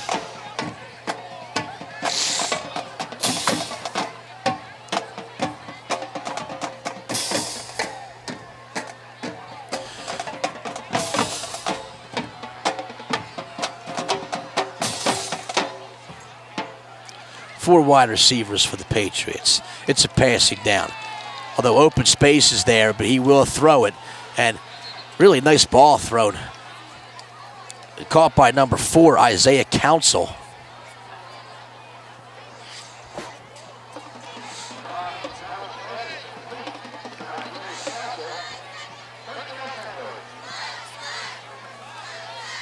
And he's thrown to a lot of different receivers as well.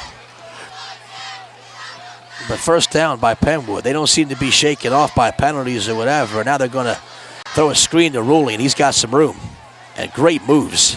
Inside the 30 to the 29, brought down by Connor Adams. But a flag on the play there, and we'll wait and see. And they're going to call that roughing the passer.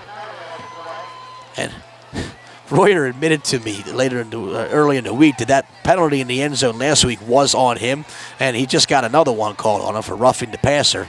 So Steve Reuter, who really is a kind and gentle soul, a very, very nice young man, has some unchecked aggression on the football field and gets his second straight 15-yard penalty, so that'll move the ball up 15 yards, and PennWood will have another first down.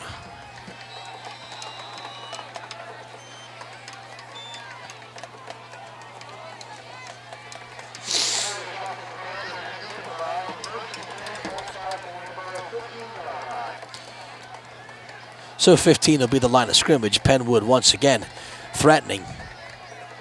They may not win this game, but they're certainly not going to go away. Ruley on the handoff. Everything he does is get outside. Hummel, good job grabbing his jersey. When all else fails, grab the jersey. And brings him down about a yard behind the line of scrimmage.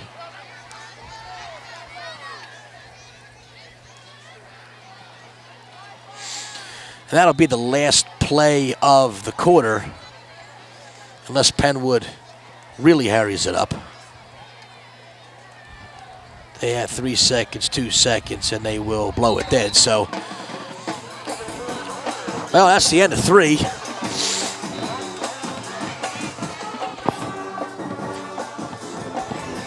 And to go to the fourth quarter, you can throw 4 figures up in the air. It's fourth quarter time here at the South Avenue Sports Complex. And we'll go all the way down to the other end of the field at the 15-yard line.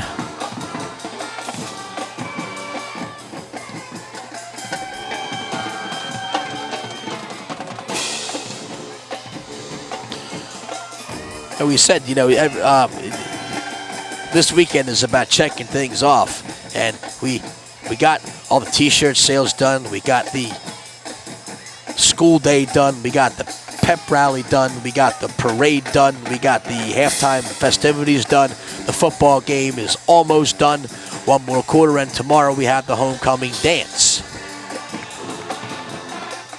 And then homecoming weekend will be over.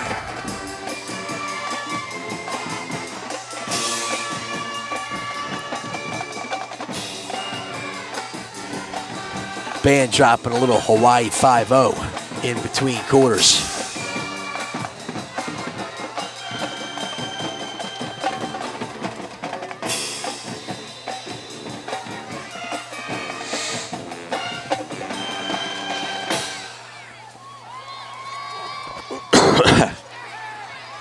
And a great bat down by Chase Pattinson on the play. Bats down the pass by Lindsey Terrell. The second down and 10. Now here comes the results.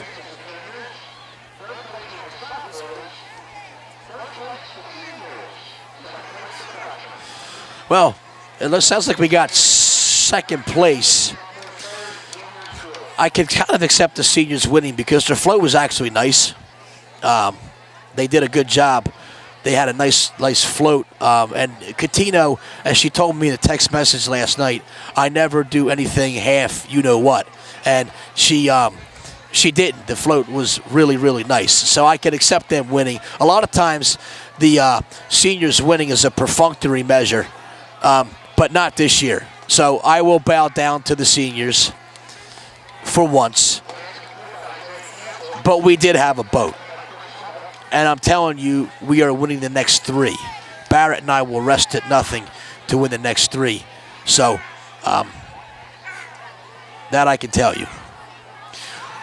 While I was bloviating about the float competition, on 3rd down, PennWood got about 5 yards, so it's 4th down. They're going to throw one over the middle. It's complete, but it should be shy of the 1st down.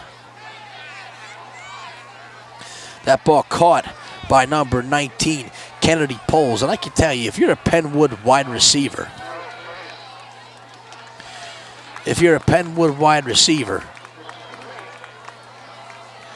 you can't complain about not getting the ball, because Lindsey Terrell does get the ball to just about everybody on the team.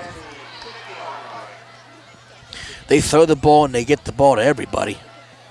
Go get a jacket on. You can do that too.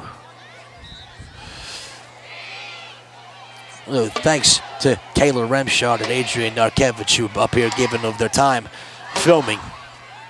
2 great senior kids. 1st down, Bucks taking over on the change of possession. 6-yard line, the line of scrimmage. And really right now it's time for Steve Lennox football. Just run the ball and take as much time as possible.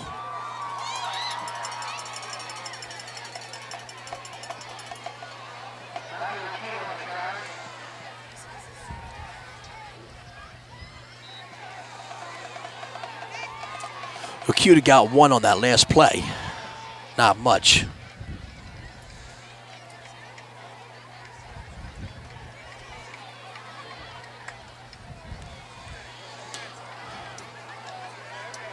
And they'll go with May on the keeper. I'm sorry, Okuda again. He'll get a couple more. It'll be 3rd down and 4. Well, PennWood knocked on the door that last drive, but they were unable to get the score. So it's still a 3-touchdown lead in favor of Interboro. 10-14 and counting in quarter number 4.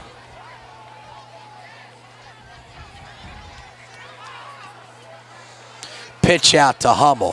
Hummel, 1st down.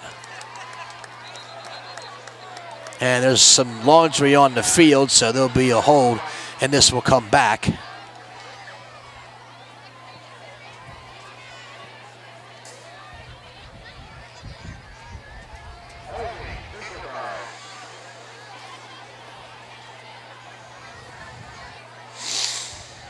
So, it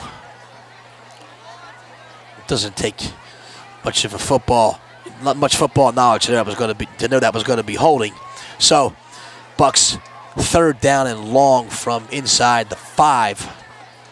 And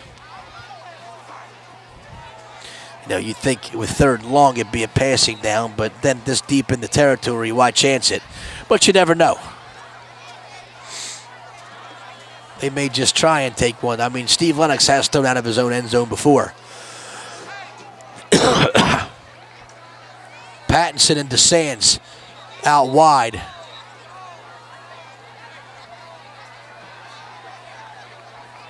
And a sideline warning against PennWood. And it's absolutely ridiculous to stop the game for that. Just to sit there and puff your chest out and push a couple people back on the sidelines. Get over yourself, ref. I mean, yeah, they're bunched up on the sidelines, but for crying out loud. Of all the things to call. And in the meantime, PennWood saw the formation that the Bucks were going to run, and they had time to react to it. It's just a clown call. Pattinson 3 wide receivers for the Bucs. You don't see this often. And they'll hand it off. And Chris Thomas fighting for that yardage, but he's going to be short. It's Hummel, Hummel, and they're going to have to punt. So Coach Lennox, kind of uncharacteristic, spreads him out wide. And 4th down and 3. 9:49 to go.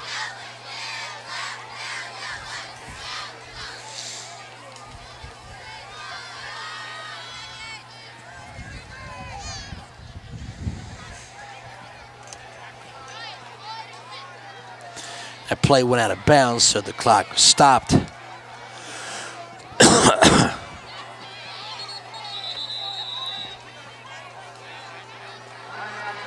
And another timeout on special teams. Just mind-blowing to me.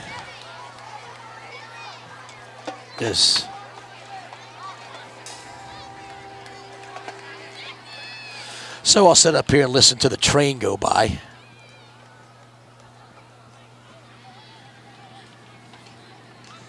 South Ave is we always get to hear that train that goes across it. Coaching baseball back in the field that's adjacent to this football field. You get to hear that train go by sometimes right in the middle of a baseball game.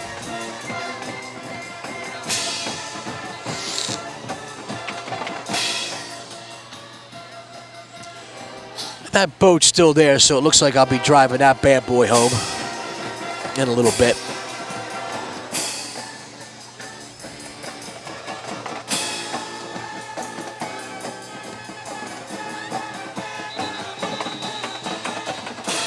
And a penalty.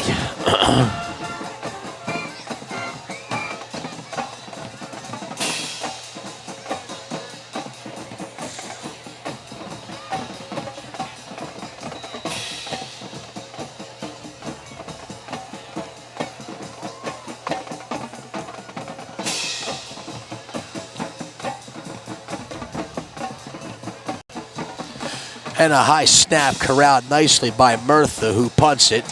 And that ball takes an Interboro roll past midfield to the 47-yard line.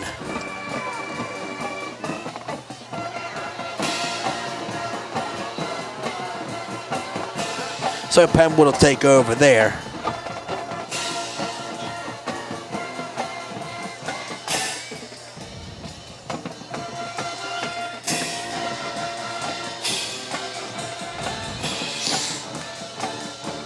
They caught a legal man downfield on the punt, too.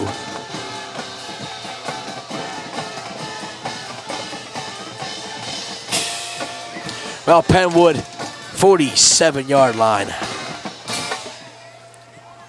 Decent field position. They have 9:35, but they're down 3 touchdowns. And it's a screen.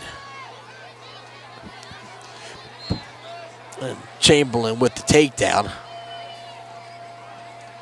Keeps him in bounds, keeps the clock running. That's the most important thing. So Ruley didn't get much. And of course, the thing is with Ruley, you give him some open spaces, man, he can really do some damage. And one of the things I can't figure out is PennWood's pattern with... Was that out? What? Okay.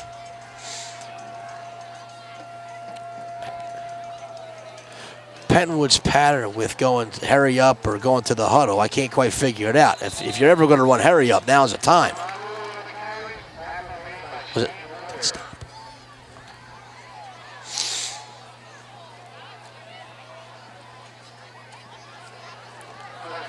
Well, 8.5 minutes to go, down 3 touchdowns. I mean, it's not an impossible task. And it certainly, you have to go faster than you're going now if you want to have any shot at winning this football game. But maybe they just want to work on some things. Maybe punch one into the end zone.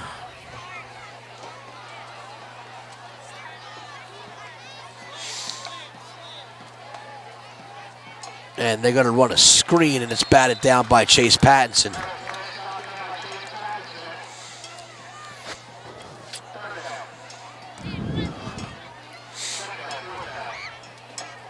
So 4th down for the Patriots, 8:04 to go after the incomplete pass.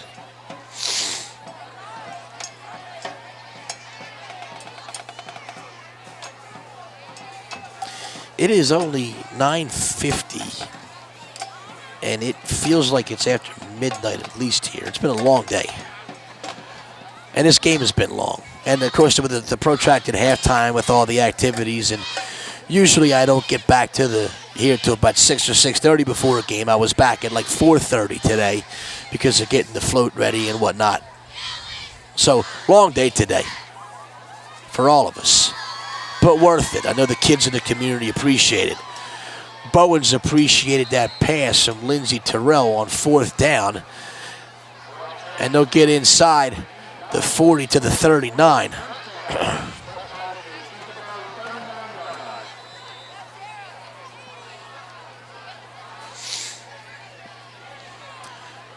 Three wide receivers to the far end, one to the near end. It'll go to Ruley up the middle. He'll drag a tackle. He'll get about 6 yards. 2nd down and 4 from there.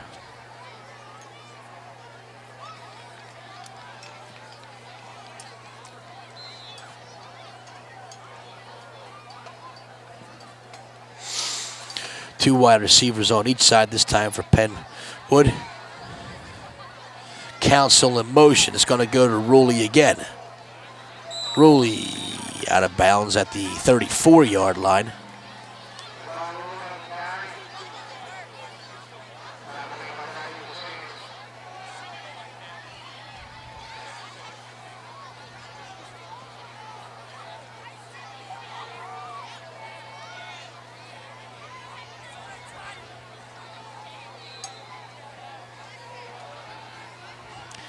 PennWood on the ready.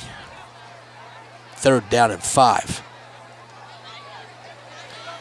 Lindsey Terrell, and really, if he would have looked upfield, he had a streaking Bowens for the touchdown. But a lot was going on at that play. So it's an incomplete pass.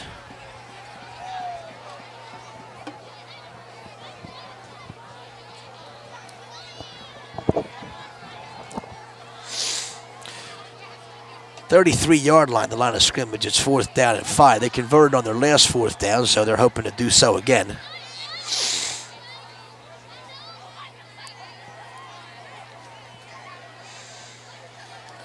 Assistant AD Joe Barrett and AD Ed Claw still standing strong down there in the end zone, hanging in there to the bitter end.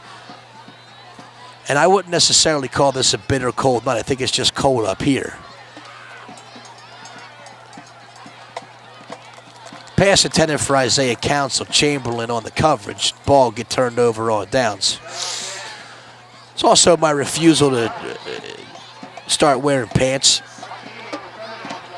I still wear shorts, and I hate really, wearing pants, and I hate wearing the football games, but I think it's about that time, and this may be the last time for the year that I come out in shorts for football. I don't know where I'm going to go next Friday night, but I'm going to go somewhere. And wherever it is that I go, I'll probably be sporting some jeans. All right, Bucks take over. Up 3 touchdowns, 7 minutes even to go. And it goes to Thomas. He'll be tackled behind the line of scrimmage.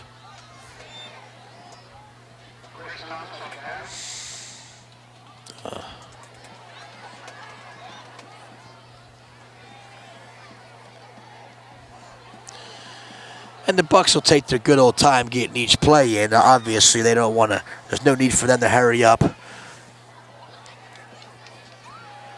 Thomas lost 2 on that play.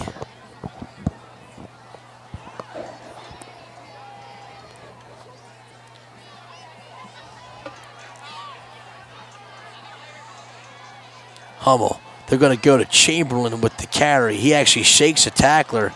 And he'll get a 1st down on the play. Good job by Mike Chamberlain. Kept the legs moving.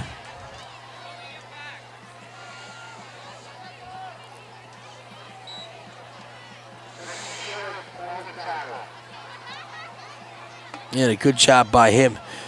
Just never gave up on the play.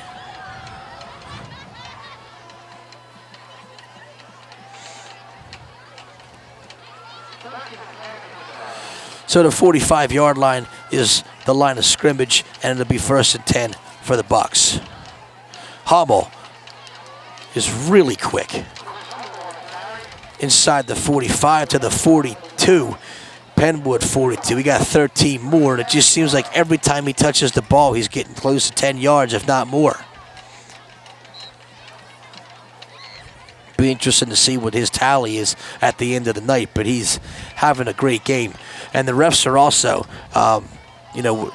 with the exception of that clown call on the sideline violation, the refs doing a good job of starting the clock after a 1st down.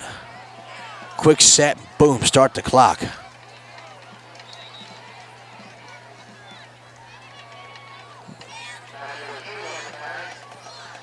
And O'Q will get a couple yards there. And they're just going to ground and pound. I mean, the likelihood that you see another pass out of Steve Lennox and the Bucs offense is not very high.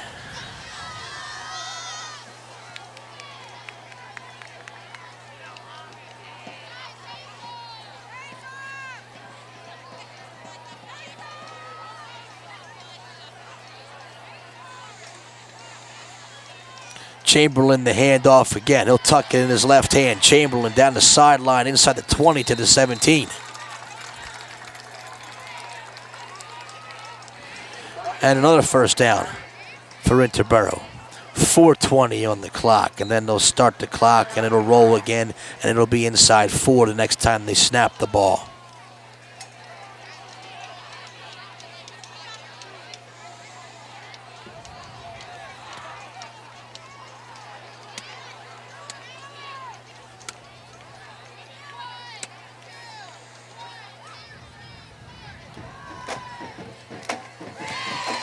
And Hummel this time. Hummel stays on his feet, gets inside the 10 to about the 5, maybe the 6.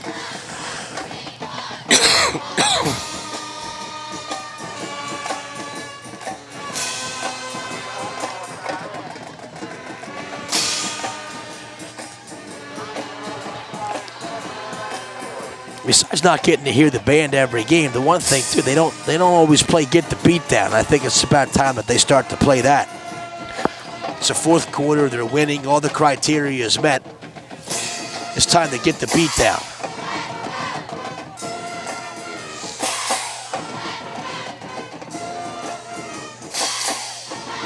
And Okuda up the middle for a touchdown.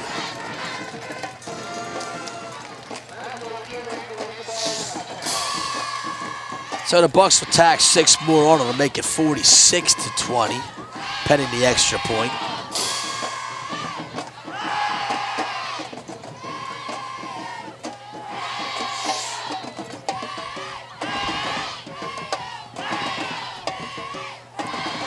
And Jake Paff on to attempt the extra point. There's 3:04 to go.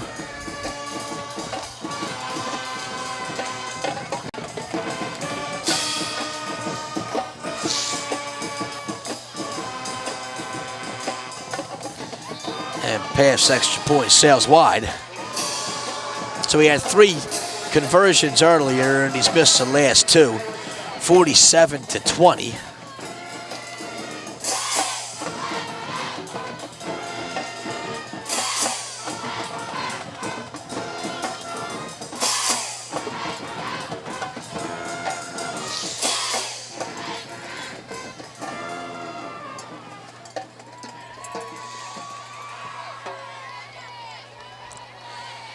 Well, 3:04 will be the time remaining in this game. The outcome is certainly not in question at this point. And it looks like the band is finally finally, I haven't seen this in weeks, seemingly months, they're going to get the beat down. As cold as I am, I might even get the beat down, and you never see me dance.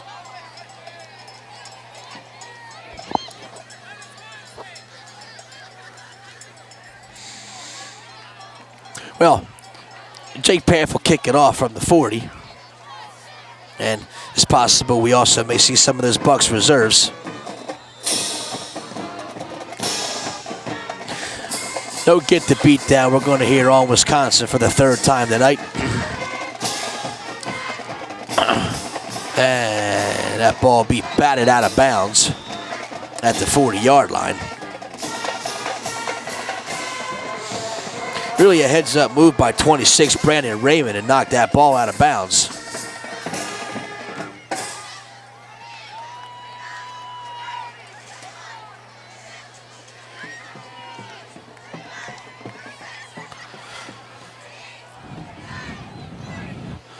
So we'll see what PennWood wants to do here, whether they just want to run the ball and try and run the clock out, or if they're going to try and, knock another one into the end zone and throw some more passes.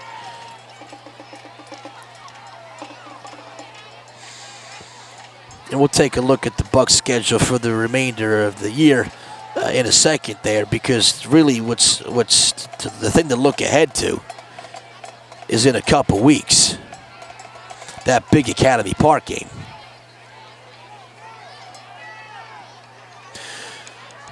That pass is complete to number 19, Kennedy Poles, into Bucs territory to the 47 for a first down.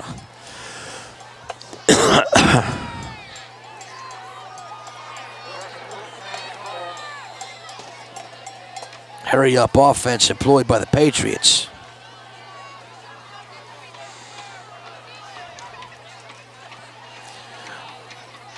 Poles again. Stays in bounds, or a good job keeping him in bounds.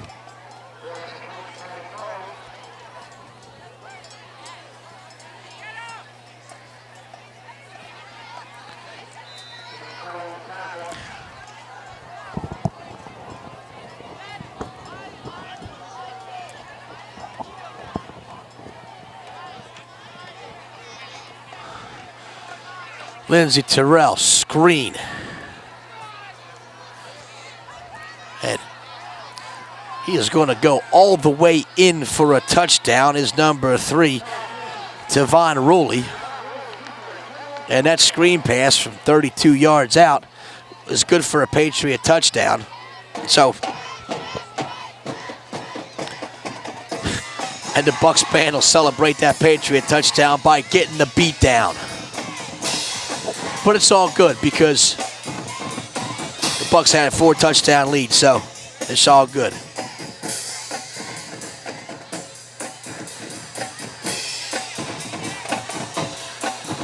And after this 2-point conversion attempt, we'll take a look at the Bucs band.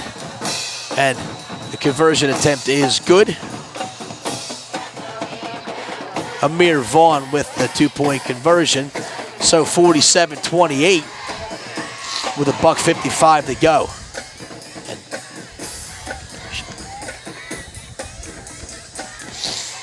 And we'll take you down live to the Bucs band.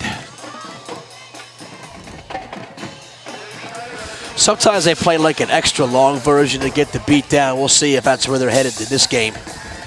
We'll see what kind of mood they're in.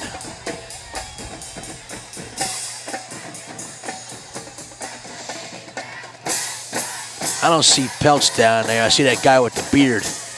I don't know what he does, but he's got a necktie on. He's a drum coach. Okay, well maybe he'll get called for the extra long get the beat down version.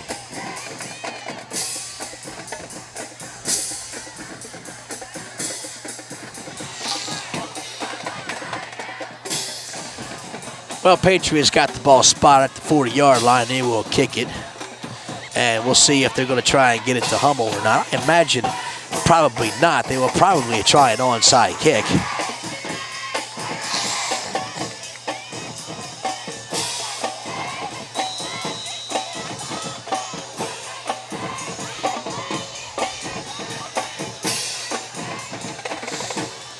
So we'll see if they go with the onside kick or if they just decide to kick it deep. They do, they squib kick it. And it's covered up nicely by the Bucks. So with 1:50 to go, Bucks second team offense and Nate Murtha will come into the game.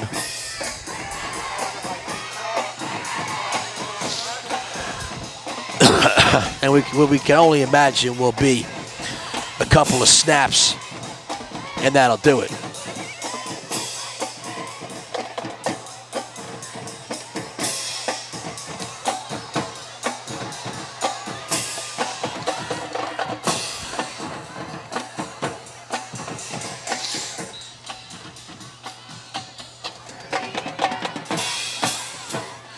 And the handoff.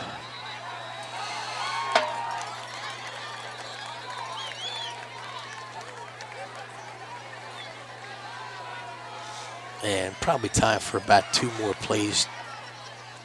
The clock did stop, so I don't know if PennWood called timeout, or I guess they did.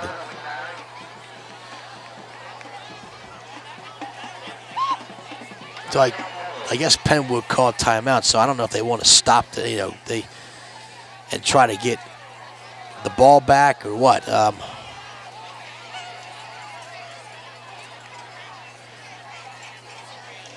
Down 3 touchdowns. There's absolutely no need for this self-serving nonsense. Just run the clock out and let's get on out of here. I have no idea why coaches do this stuff. But PennWood called the timeout.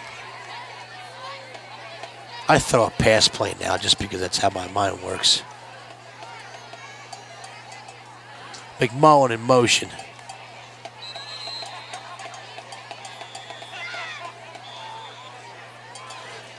And they call timeout again, so that's exactly what they're doing, trying to get the ball back.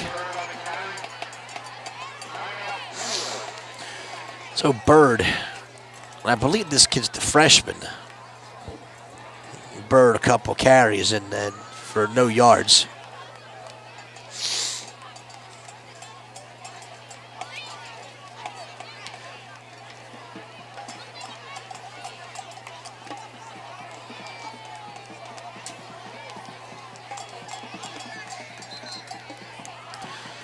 So 1:36 to go.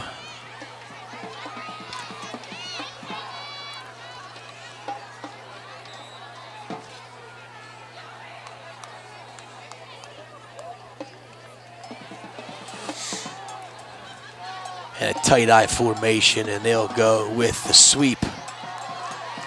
And this is McMullen. He'll get about 7.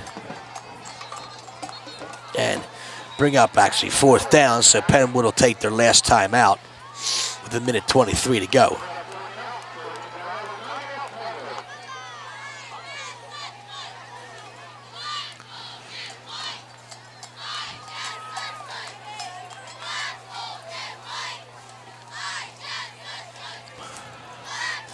So they'll go, Murtha will punt the ball away and PennWood will get the ball back. At least you'd think they punted it away. They may wind up trying to run it again, and if they get a 1st down, they could just end this game, and that may actually be the play.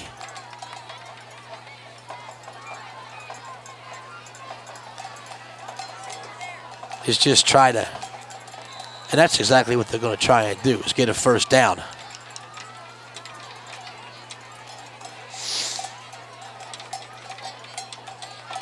Murtha will quick kick it. And they'll let that ball roll at the 27. To Dan Colda. So Bucks holding 19 with 1:13 to go. And the PennWood offense will come back out on the field. Well, there's only 1 timeout remaining, and that's in the hands of the Bucks, and I don't think you'll see them use it.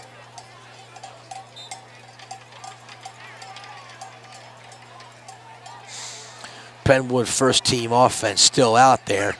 Bucks 2nd team defense out there.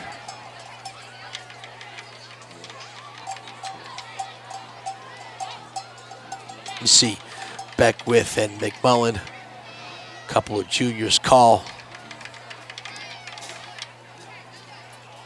And you have a different quarterback in now. And then that ball not fumbled. I'm sorry, Lindsey Terrell still is the quarterback. My eyes are deceiving me. They'll get about 8 on the play.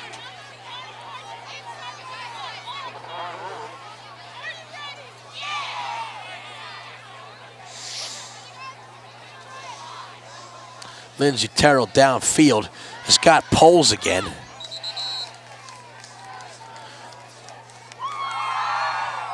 And a nice ball thrown by Lindsey Terrell downfield to the 32.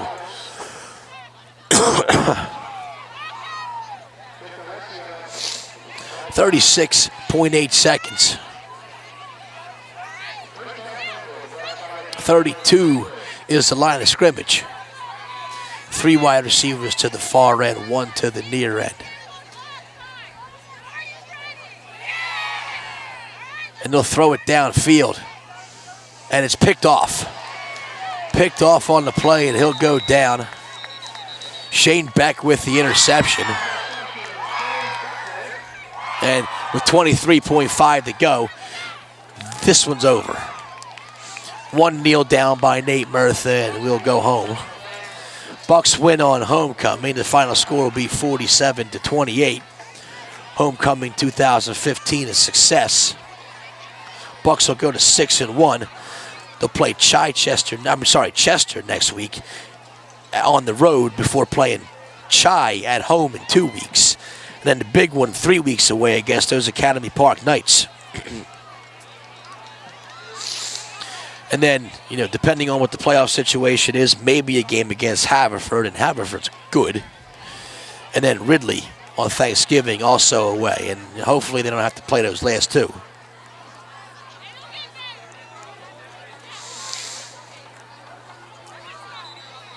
And that kneel down will do it. And when the clock hits all zeros, we're going to sign off.